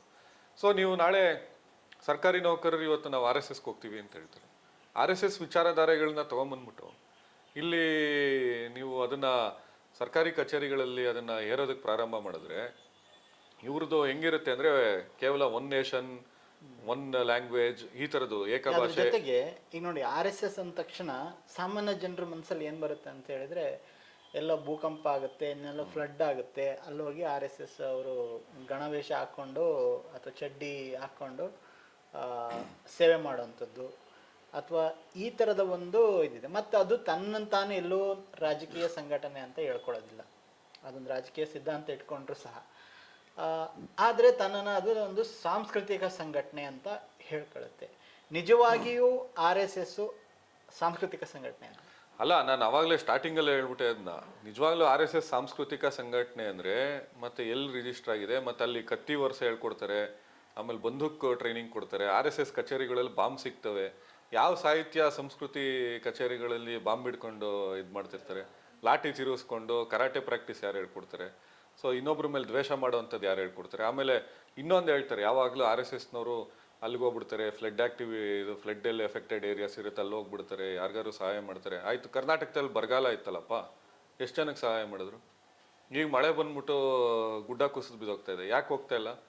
ಇವ್ರದ್ದು ಹೋಗ್ಬಿಟ್ಟು ಇವ್ರದ್ದೆಲ್ಲ ಎಕ್ಸ್ಪರ್ಟೀಸ್ ಇದ್ರೆ ಅಗ್ನಿಶಾಮಕ ದಳ ಏನ್ ಕೆಲಸ ಮಾಡುತ್ತೋ ಅದ್ ಮಾಡಂಗಿದ್ರೆ ಗುಡ್ಡ ಕುಸಿತಾ ಇದ್ದಂಗೆ ಇವ್ರು ಹೋಗ್ಬೇಕಾಗಿತ್ತು. ಆಮೇಲೆ ಈಗ ಟ್ರಸ್ಟ್ NGO ಆಕ್ಟಿವಿಟೀಸು ಯಾರ್ಯಾರ ಕೈಲಿ ಏನೇನ್ ಮಾಡಕ್ಕಾಗುತ್ತೋ, ಇವತ್ತಿಗೂ ಬೆಂಗಳೂರಲ್ಲೇ ಒಂದು 3,000 ಅದಕ್ಕಿಂತ ಹೆಚ್ಚು ಟ್ರಸ್ಟ್ಗಳಿದಾವೆ. ಆಮೇಲೆ ಇವರು ಅಜೀಂ ಪ್ರೇಮ್ಜಿ RSSಗಿಂತ ದೊಡ್ಡ ಕೆಲಸ ಮಾಡಿದ್ದಾರೆ. 1,250 ಕೋಟಿ ರೂಪಾಯಿನ ಮಕ್ಕಳ ಬಿಸಿ ಊಟಕ್ಕೆ ಕೊಟ್ಟಿದ್ದಾರೆ. ನೀವು ಒಂದು ಯೋಜನೆ ತೋರಿಸಿ. RSS ಅವರು ಅಲ್ಲಿ ಹೋಗ್ತಾರೆ ಇಲ್ಲಿ ಹೋಗ್ತಾರೆ, ಬರೀ ಒಂದಿನ ಹೋಗ್ಬಿಟ್ಟು ಫೋಟೋ ತೆಗೆಸ್ಕೊಂಬರೋದಕ್ಕೆ ನಾವು ಹೋಗ್ತೀವಿ, ಎಲ್ಲರೂ ಹೋಗ್ತಾರೆ, ಬೇರೆ ಬೇರೆ ಪಕ್ಷದವರು ಹೋಗ್ತಾರೆ. ಸೊ ಒಂದ್ ದಿವಸ ಫೋಟೋ ತೆಗೆಸ್ಕೊಂಬರೋದಕ್ಕೂ ನಿರಂತರವಾಗಿ ಆ ಪ್ರಕ್ರಿಯೆಗಳಲ್ಲಿ ಇದ್ದು ಅವ್ರನ್ನ ಕಷ್ಟ ಸುಖಗಳಿಗೆ ಸ್ಪಂದಿಸುವಂಥದ್ದಾಗಿರ್ಬೋದು, ಶಾಶ್ವತವಾದಂಥ ಪರಿಹಾರಗಳನ್ನ ಕೊಡುವಂಥದ್ದಾಗಿರ್ಬೋದು, ಯಾವುದೂ ಮಾಡಿಲ್ಲ. ಕೇವಲ ಇದೊಂದು ಜನರಲ್ಲಿ ಒಂದು ಐ ವಾಶ್ ಮಾಡುವಂಥದ್ದು ಅಂತ ಹೇಳ್ತಾರಲ್ಲ, ಸೊ ಇದಕ್ಕೆ ಸುಮ್ಮನೆ ಮೇಲ್ನೋಟಕ್ಕೆ ತೋರ್ಪಡಿಕೆಗೋಸ್ಕರ ಅದನ್ನ ಮಾಡುವಂಥದ್ದು. RSS ಬಗ್ಗೆ ಬರೆದಿರುವಂಥ ಪುಸ್ತಕಗಳು ಹನುಮೇಗೌಡ ಅವ್ರು ಬರೆದಿದ್ದಾರೆ, ಆಮೇಲೆ ನಮ್ಮ ತಂದೆ ಬರೆದಿದ್ದಾರೆ, ಅವರು RSS ಅಲ್ಲಿ ಇದ್ದಂಥವ್ರು. ಸೊ ಆಮೇಲೆ AK ಸುಬ್ಬಯ್ಯ ಅವರು ಬರೆದಿದ್ದಾರೆ, ಇನ್ನೂ ಅನೇಕ ಜನ ಅದನ್ನ ಕೇರಳದವರು ಸುಮಾರು ಜನ ಬರೆದಿದ್ದಾರೆ. RSS ಈಗ ನಾವುಗಳು ಈ ತರ ಮಾತಾಡ್ತೀವಿ RSS ಬಗ್ಗೆ, RSS ರಾಜಕೀಯದ ಬಗ್ಗೆ ಅಥವಾ ಅವರ ಭ್ರಷ್ಟಾಚಾರ ಇತ್ಯಾದಿ ವಿಷಯಗಳ ಬಗ್ಗೆ. ಆದ್ರೆ ಈ ಸಂಘಕ್ಕೆ ಸೇರ್ತಾರಲ್ಲ, ಮಾಮೂಲಿಯಾಗಿ ಈಗ ಅವ್ರ ಶಾಖೆಗಳಿಗೆ ಹೋಗ್ತಾರಲ್ಲ, ಅವರುಗಳಿಗೆ ಈಗ ತುಂಬಾ ಕಡೆ ಅವರು ಹಳ್ಳಿ ಮಟ್ಟದಲ್ಲೂ ಕೂಡ ಶಾಖೆಗಳನ್ನ ಓಪನ್ ಮಾಡಿದ್ದಾರೆ. ಆದ್ರೆ ಒಬ್ಬ ಶಾಖೆಗೆ ಹೋಗುವಂತ ಒಬ್ಬ ಸಾಮಾನ್ಯ ವ್ಯಕ್ತಿ, ಒಬ್ಬ ಹುಡುಗ, ಯಂಗ್ಸ್ಟರು, ಅವನಿಗಿರೋ ಭಾವನೆ ಏನಂತ ಹೇಳಿದ್ರೆ, ನಾನು RSS ಸೇರೋದ್ರ ಮೂಲಕ ದೇಶಕ್ಕೆ ಸೇವೆ ಮಾಡ್ತಾ ಇದ್ದೀನಿ, ದೇಶದ ಸಂಸ್ಕೃತಿ ಮತ್ತು ಧರ್ಮವನ್ನು ನಾನು ಕಾಪಾಡ್ತಾ ಇದ್ದೀನಿ. ಅವನು ಪ್ರಾಮಾಣಿಕವಾಗಿ ಅದನ್ನು ನಂಬ್ಕೊತಾನೆ. ಮತ್ತು ನಮ್ಮ RSSನಲ್ಲಿ ಯಾವುದೇ ರೀತಿ ಜಾತಿ ಸ್ಪೃಶ್ಯತೆ ಯಾವುದೇ ಆಚರಣೆ ಇಲ್ಲ. ಈ ರೀತಿಯ ಒಂದು ಭಾವನೆ ನಿಜಕ್ಕೂ RSSನ ಶಾಖೆಯ ಮಟ್ಟದಲ್ಲಿ ಇದೆ. ಇದು ವಾಸ್ತವ ಅಂದ್ರೆ ಇದರ ಬಗ್ಗೆ ನೀವು ಏನ್ ಹೇಳ್ತೀರಾ? ಅಲ್ಲ, ಅದೇ ಈಗ ತೋರ್ಪಡಿಕೆಗೋಸ್ಕರ ಇಲ್ಲಿ ಅಸ್ಪೃಶ್ಯತೆ ಇಲ್ಲ ಅಂತ ಹೇಳ್ಬಿಟ್ಟು ಅಸ್ಪೃಶ್ಯರ ಪರಿಶಿಷ್ಟರ ಕಾಲೋನಿಗೆ ಹೋಗ್ಬಿಟ್ಟು ಇವ್ರು ಹೋಟ್ಲಿಂದ ಊಟ ತರಿಸ್ಕೊಂಡು ತಿನ್ನೋದಲ್ಲ. ಇವ್ರು ಅವ್ರ ಮನೆಯಲ್ಲೇ ಅಡಿಗೆ ಮಾಡಿಸಿ ಅವ್ರ ಮನೇಲಿ ಇರುವಂತ ಪ್ಲೇಟ್ ಅಲ್ಲೇ ಗುರುಜಿಗಳು ಇವ್ರು ಯಾರು ಇದಾರಲ್ಲ ಅವ್ರುಗಳು ಅದನ್ನ ಮಾಡ್ತಾರೆ. ಅಲ್ಲ, ಅವರು ನೋಡಿ ಅದನ್ನ ಯಾವ ಕಾರಣಕ್ಕೋಸ್ಕರ ಮಾಡ್ತಿದ್ದಾರೆ ಹಂಗಾರೆ. ಇವತ್ತಿಗೆ ಎಷ್ಟೋ ಜನರ ಮೇಲೆ ಇವತ್ತಿಗೂ ದಾಳಿಗಳಾಗ್ತಾ ಇದಾವೆ, ದಲಿತರ ಮೇಲೆ ದಾಳಿ ಆಗ್ತಿದೆ, ದೌರ್ಜನ್ಯ ಆಗ್ತಿದೆ. ಅದನ್ನ ಎಷ್ಟು ಮಟ್ಟಕ್ಕೆ ತಡೀತಾ ಇದಾರೆ? ಅದು ತಡೆಯೋದಕ್ಕೆ ಕಾರಣ ಯಾವ್ಯಾವ ಯೋಜನೆಗಳನ್ನ ಹಾಕೊಂಡಿದ್ದಾರೆ ಅದೆಲ್ಲ ಮಾತಾಡಿದ್ರೆ ಅದು ಹಿಂದೂ ಧರ್ಮಕ್ಕೆ ಅಪಚಾರ ಆಗುತ್ತೆ. ಸೊ ಈಗ ಹಿಂದೂ ಧರ್ಮ ಉಳಿಸ್ಬೇಕು. ಈಗ ಆಯ್ತು, ಹಂಗಾದ್ರೆ ನೀವು ಅಂತರ್ಜಾತಿ ವಿವಾಹ ಮಾಡ್ಬೇಕು ಅಂತ ಹೇಳ್ತಾ ಇದ್ರು, ಮಾಡಿಸ್ತಾರ? RSSನವರು ಅಂತರ್ಜಾತಿ ವಿವಾಹಕ್ಕೆ ಒಪ್ಕೊಂತಾರ? ನೀವು ಹಿಂದುತ್ವ ಅಂತ ಹೇಳ್ತೀವಿ, ಎಲ್ಲ ಹಿಂದೂ, ನಾವೆಲ್ಲ ಒಂದು ಅಂತ ಹೇಳಿದ್ಮೇಲೆ ನೀವು ಮೇಲ್ಜಾತಿಯವರು ಅಂತ ಏನು ಹೇಳ್ಕೊಂತೀರಾ? RSSನವರು ನಿಮ್ಮ ಜಾತಿಯವ್ರನ್ನ ಕರ್ಕೊಂಡೋಗಿ ಯಾವ್ದಾದ್ರು ದಲಿತರ ಮನೆ ಹೆಣ್ಮಗಳಿಗೆ ಮದುವೆ ಮಾಡ್ಕೊಡಕ್ಕೆ ಹೋಗ್ತೀರಾ? ನೀವು ಇದನ್ನ ಮಾಡ್ತೀರಾ? ಇಲ್ಲ, ನೀವು ಎಷ್ಟು ಜನ ದಲಿತರ ಹುಡುಗರನ್ನ ಕರ್ಕೊಂಬಂದು ಸರಸಂಘ ಚಾಲಕ್ ಮಾಡಿದ್ದೀರಾ, ಸಹಕಾರ್ಯವಾಯ ಮಾಡಿದ್ದೀರಾ? ಅಥವಾ ಇವತ್ತಿರೋ BJPನಲ್ಲಿ ಎಲ್ಲ ಯಾರು ಸಂಘ ಪರಿವಾರದಿಂದ ಬಂದು ಕಾರ್ಯದರ್ಶಿಗಳಾಗಿದ್ದಾರೆ, ಸಂತೋಷ್ ಇರ್ಬೋದು, ಅನಂತಕುಮಾರ್ ಅವರು ಇರ್ಬೋದು. ಅನಂತಕುಮಾರ್ ಕೂಡ ಸಂತೋಷ್ ಥರನೇ ಬಂದು ಕಾರ್ಯದರ್ಶಿ ಆಗಿದ್ದು BJPಗೆ. ಸೊ ಇವತ್ತು ಆ ಜಾಗದಲ್ಲಿ ದತ್ತಾತ್ರೇಯ ಹೊಸಬಾಳೆ ಇದ್ದಾರೆ. ಸೊ ನೀವು ಆಯ್ತು, RSS ನಿಮ್ಗೆ ಅಲ್ಲಿ ಬೇರೆ ಜಾತಿಯವ್ರನ್ನ ಕೊಡೋದ್ ಬೇಡ, ನಿಮ್ಮ ಪಕ್ಷ ನಿಯಂತ್ರಣ ಮಾಡಕ್ಕಾದ್ರೂ ಎಷ್ಟು ಜನ ದಲಿತರಿಗೆ ಅವಕಾಶ ಕೊಟ್ಟಿದ್ದೀರಾ? ಎಷ್ಟು ಜನ ಬೇರೆ ಜಾತಿಯವ್ರಿಗೆ ಕೊಟ್ಟಿದ್ದೀರಾ? ಎಷ್ಟು ಜನ ಬೇರೆ ಜಾತಿಯವ್ರಿಗೆ ಅವಕಾಶವನ್ನ ಕೊಟ್ಟಿದ್ದಾರೆ? ನೀವು ಅನಂತಕುಮಾರಿಗೆ ಕೊಟ್ಟಂತ ಅವಕಾಶನ, ಸಂತೋಷಿಗೆ ಕೊಟ್ಟಂತ ಅವಕಾಶನ, ರಾಜೇಶಿಗೆ ಕೊಟ್ಟಂತ ಅವಕಾಶನ ಎಷ್ಟು ಜನ ಬೇರೆಯವ್ರಿಗೆ ಕೊಟ್ಟಿದ್ದೀರಾ? ಇವ್ರದೇ ಪಕ್ಷದಲ್ಲಿ ಇದ್ದಂಥ ಗೂಳಿಹಟ್ಟಿ ಶೇಖರ್ ಅವರು ನಾಗ್ಪುರಕ್ಕೆ ಹೋದಂಥ ಸಂದರ್ಭದಲ್ಲಿ ಯಾವ ರೀತಿ ಅವಮಾನನ ಅನುಭವಿಸ್ತೆ ಅಂತ ಹೇಳ್ಬಿಟ್ಟು ವಾಯ್ಸ್ ನೋಟನ್ನು ಕೊಟ್ಟಿದ್ರು, ಸಂತೋಷ್ ಅವ್ರಿಗೆ ಕಳಿಸಿದ್ರು. ಸೊ ಇವರ RSS ಶಾಖೆಗಳಿಗೆ ಹೋಗುವಂಥ ವಿದ್ಯಾರ್ಥಿಗಳು ಅಂದರೆ ಸಣ್ಣ ಮಕ್ಳಿಗೆ ಏನು ಮಾಡ್ತಾರೆ, ಫಸ್ಟು ಆಟ ಆಡಿಸ್ತಾರೆ, ಕಬಡ್ಡಿ ಆಡಿಸ್ತಾರೆ, ಆಮೇಲೆ ಮನುಷ್ಯ ಮತ್ತು ಕೋವಿ ಅಂತ ಒಂದು ಆಟ ಆಡಿಸ್ತಾರೆ, ಕಥೆಗಳು ಹೇಳ್ತಾರೆ. ಆ ಕಥೆಗಳನ್ನ ಹೇಳ್ಕೊಳ್ಳೋದ್ರ ಮುಖಾಂತರ ಪ್ರತಿ ದಿವಸ ಅವ್ರಿಗೆ ಒಂದು ಸಾಯಂಕಾಲದೊತ್ತು ಬೈಠಕ್ಗಳು ಮಾಡ್ತಾರೆ, ಆಮೇಲೆ ಭಾನುವಾರದೊತ್ತು ವಿಶೇಷ ಬೈಠಕ್ಗಳು ಮಾಡ್ತಾರೆ, ಪಥಸಂಚಲನ ಮಾಡ್ತಾರೆ. ಆಮೇಲೆ ಅವ್ರಿಗೆ ಒಂದು ಇದನ್ನ ಗಣವೇಷ ಹಾಕೋದಕ್ಕೆ ಅವ್ರದೇ ದುಡ್ಡು, ಯಾರ ಮಕ್ಕಳು ಬರ್ತಾರಲ್ಲ ಅವ್ರಿಗೇನು ಫ್ರೀಯಾಗಿ ಏನು ಕೊಡಲ್ಲ ಇವರು. ಸೊ ಅವ್ರ ಹತ್ರ ಗಣವೇಷಕ್ಕೆ ಏನು ದುಡ್ಡು ಕೊಡಬೇಕು ಅದನ್ನ ತಗೊಂಡು ಆ ಲಾಟಿಗೂ ಇವ್ರು ದುಡ್ಡು ಕೊಡಬೇಕು, ಟೋಪಿಗೂ ದುಡ್ಡು ಕೊಡಬೇಕು. ಸೊ ಅದನ್ನ ಒಂದು ಕಮಿಟ್ಮೆಂಟು ಇದನ್ನ ಮಾಡಕ್ ಹೋಗ್ತಾರೆ, ಆ ಶಿಸ್ತನ್ನ ರೂಪಿಸ್ತಾ ಇದೀವಿ ಅಂತ ಹೋಗ್ತಾರೆ. ನಿರಂತರತೆ ಇರುತ್ತೆ. ನಿರಂತರತೆ ಇರೋದ್ರಿಂದ ನೀವು ಯಾವ್ದಾದ್ರು ಒಂದು ಸಂಘಟನೆ ಜೊತೆಗೆ ಗುರುತಿಸ್ಕೊಂಡಾಗ ಅಲ್ಲಿ ಪ್ರತಿದಿನ ಆಕ್ಟಿವಿಟೀಸ್ ಇದ್ದಂಥ ಸಂದರ್ಭದಲ್ಲಿ ಮಕ್ಕಳಿಗೆ ಏನನ್ಸುತ್ತೆ ಸಣ್ಣ ವಯಸ್ಸಲ್ಲಿ, ಸೊ ಇವ್ರೇನೋ ಕತೆ ಹೇಳ್ತಾ ಇದ್ದಾರೆ, ಈ ದೇಶಭಕ್ತಿ ಅಂದರೆ ಇದೇ ಇರಬೇಕು, ಇವರು ಹೆಗ್ಡೆಯವರು ಹಂಗೆ ಮಾಡಿದ್ದಾರೆ, ಸಾಹಸ ಮಾಡಿದ್ದಾರೆ, ಬ್ರಿಟಿಷರ ವಿರುದ್ಧ ಹೋರಾಟ ಮಾಡಿದ್ದಾರೆ, ಸುಳ್ಳು ಕಥೆಗಳನ್ನ, ಕಪೋಲ ಕಲ್ಪಿತ ಕಥೆಗಳನ್ನ ಹೇಳ್ತಾರೆ. ನಾನು ಕೂಡ ಕೇಳಿಸ್ಕೊಂಡಿದ್ದೀನಿ. ನಾನು ಸಣ್ಣ ವಯಸ್ಸಲ್ಲಿ RSSಗೆ ಹೋಗ್ತಾ ಇದ್ದೆ. ನಮ್ಮ ತಾತ RSS ಪ್ಯಾಲೇಸ್ ಕುಟ್ಟಳ್ಳಿಲಿ. ಓಕೆ. ಅವರು ಸಾಯೋ 90ನೇ ವಯಸ್ಸಲ್ಲೂ ಕೂಡ ಗಣವೇಶ ಹಾಕೊಂಡೇ ಸತ್ತಿದ್ದು, ಅಷ್ಟರ ಮಟ್ಟಿಗೆ RSS ಅವರು. ಸೊ ನಮ್ಮ ತಂದೆ ಬೇಗ ಬಿಟ್ಬಿಟ್ರು RSSನ. ನನ್ನ ಒಂದು ಉದಾಹರಣೆ ಹೇಳೋದಾದ್ರೆ ನನಗೆ ಈಗಲೂ ನೆನಪಿದೆ. ಸೊ ಮಲ್ಲೇಶ್ವರಂ ಅಲ್ಲಿ ನಾವಿದ್ದಂಥ ಸಂದರ್ಭ RSS ಅಲ್ಲಿ ಒಬ್ರು ಪ್ರಚಾರಕ ಬರ್ತಾ ಇದ್ರು. ಸೊ ಇದನ್ನ ಮನೆಗೆ ಹೋಗ್ಬಿಟ್ಟು ಬೂತ್ ಸ್ಲಿಪ್ ಹಂಚಕ್ಕೆ BJP ಅವ್ರಿಗೆ ಯಾರು ಜನ ಇರಲಿಲ್ಲ ಪ್ಯಾಲೇಸ್ ಗುಟ್ಟಳ್ಳಿಲಿ, ಪಕ್ಕಾ ಕಾಂಗ್ರೆಸ್ ಏರಿಯಾ ಅದು. ಸೊ ಆತ ಏನ್ ಮಾಡೋರು, ನನ್ನನ್ನ ಚಿಕ್ಕ ಹುಡುಗ ನಾನು ಜೊತೆಲಿ ಕರ್ಕೊಂಡವ್ರು. ಮಳೆ ಬಂದ್ರೆ ಏನು ಹೇಳೋರು, ದೇಶಕ್ಕೋಸ್ಕರ ನಾವು ಮಳೆನಲ್ಲೂ ನಡಿಬೇಕು, ನೆನಿಬೇಕು, ಆಮೇಲೆ ರೈತರೆಲ್ಲ ನೆಂತ್ಕೊಂಡೇ ನಮ್ಗೆ ಬೆಳೆ ಉತ್ಪಾದನೆ ಮಾಡೋದು, ನಾವು BJP ಕೆಲಸ ಮಾಡ್ತಾ ಇದೀವಿ ಅಂದ್ರೆ ದೇಶಕ್ಕೋಸ್ಕರ ಕೆಲಸ ಮಾಡ್ತಾ ಇದೀವಿ ಅಂತ ಹೇಳೋರು. ಸೊ ಅಂದ್ರೆ ನಿಮ್ಗೆ ಆ ಥರದ್ದು ಉತ್ತೇಜನಕಾರಿ ಮಾತುಗಳು ಸುಮಾರು ಸಿಗ್ತವೆ. ಸೊ ಅವ್ರ ದಿನ ಅದೇ ಕೆಲಸ RSS ಅವ್ರಿಗೆ. ಈ ಬೇರೆ ರಾಜಕೀಯ ಪಕ್ಷಗಳಲ್ಲಿ ಆ ರೀತಿ ಇರಲ್ಲ. ಅಲ್ಲಿ ಬರೋವಂಥವ್ರು ಏನ್ ಮಾಡ್ತಾರೆ, ನಾವು MLA ಆಗ್ಬೇಕು, ಕಾರ್ಪೊರೇಟರ್ ಆಗ್ಬೇಕು, ಇದನ್ ಮಾಡ್ಬೇಕು, ಅಧಿಕಾರ ಹಿಡಿಬೇಕು. ಸ್ವಾರ್ಥಿಗಳು ಅನ್ಸುತ್ತೆ, ಇವರು ನಿಸ್ವಾರ್ಥಿಗಳು ಅನ್ಸುತ್ತೆ. ಇದನ್ನ ಒಬ್ರು ಕಥೆನೂ ಹೇಳ್ತಾ ಇರ್ತಾರೆ. ಸೊ ಈ ತರ RSSನ ಟೈನ್ ಅಪ್ ಆಗಿರೋವಂಥವ್ರು BJPಗೆ ಬಂದ್ರೆ, ನೀವು ಆತನ ಕೇಳಿದ್ರೆ ಏನ್ ಮಾಡ್ಬೇಕು, ನಾವು ಆರ್ಟಿಕಲ್ 370 ಇದು ಮಾಡ್ಬೇಕು, ಆಮೇಲೆ ಯೂನಿಫಾರ್ಮ್ ಸಿವಿಲ್ ಕೋಡ್ ತರಬೇಕು, ಹಿಂದೂ ರಾಷ್ಟ್ರ ಮಾಡಬೇಕು ಅಂತ ಕೇಳ್ತಾರೆ. ಕಾಂಗ್ರೆಸ್ ಕಾರ್ಯಕರ್ತರಿಗೆ ಏನಂತ ಕೇಳ್ತೀರಾ? ಇವತ್ತಿಗೆ ನಮ್ಗೆ DK ಶಿವಕುಮಾರ್, ರಾಹುಲ್ ಗಾಂಧಿ, ಸಿದ್ದರಾಮಯ್ಯ ಇವರೆಲ್ಲರೂ ಮಾತಾಡಕ್ ಶುರು ಮಾಡೋದ್ರಿಂದ ಸಂವಿಧಾನದ ಪುಸ್ತಕ ಇಟ್ಕೊಳಕ್ ಶುರು ಮಾಡಿದ್ದಾರೆ ಕಾಂಗ್ರೆಸ್ ಅಲ್ಲಿ. ಸೊ ಅದನ್ನ ಪ್ರಿಯಾಂಬಲ್ ಓದಕ್ಕಾದ್ರೂ ಶುರು ಮಾಡಿದ್ದಾರೆ. ಸೊ ನೆಹರು ಏನ್ ಮಾಡಿದ್ರು ಅಂತ, ನೆಹರು ಬಗ್ಗೆ ಅಷ್ಟೆಲ್ಲ ಕೆಟ್ಟದ ಅಪಪ್ರಚಾರಗಳನ್ನ RSS ಅವರು ಮತ್ತೆ BJP ಅವರು ನರೇಂದ್ರ ಮೋದಿ ಮಾಡಕ್ ಶುರು ಮಾಡಿದ್ಮೇಲೆ ನೆಹರು ಬಗ್ಗೆ ತಿಳ್ಕೊಳಕ್ ಶುರು ಮಾಡಿದ್ರು. ಈಗ ನೋಡಿ, ಒಂದು ವಿಪರ್ಯಾಸ, ಎಂತ ವಿಪರ್ಯಾಸ ಅಂದ್ರೆ, ಈಗ RSS ಯಾವತ್ತೂ ಕೂಡ ಸ್ವಾತಂತ್ರ್ಯ ಹೋರಾಟದಲ್ಲಿ ಭಾಗವಹಿಸಿಲ್ಲ, ಒಂದು ದಿವಸನೂ ಕೂಡ ಭಾಗವಹಿಸಲಿಲ್ಲ. ಸ್ವಾತಂತ್ರ್ಯ ಹೋರಾಟದ ವಿರುದ್ಧವಾಗಿ ಕೆಲಸ ಮಾಡ್ತು.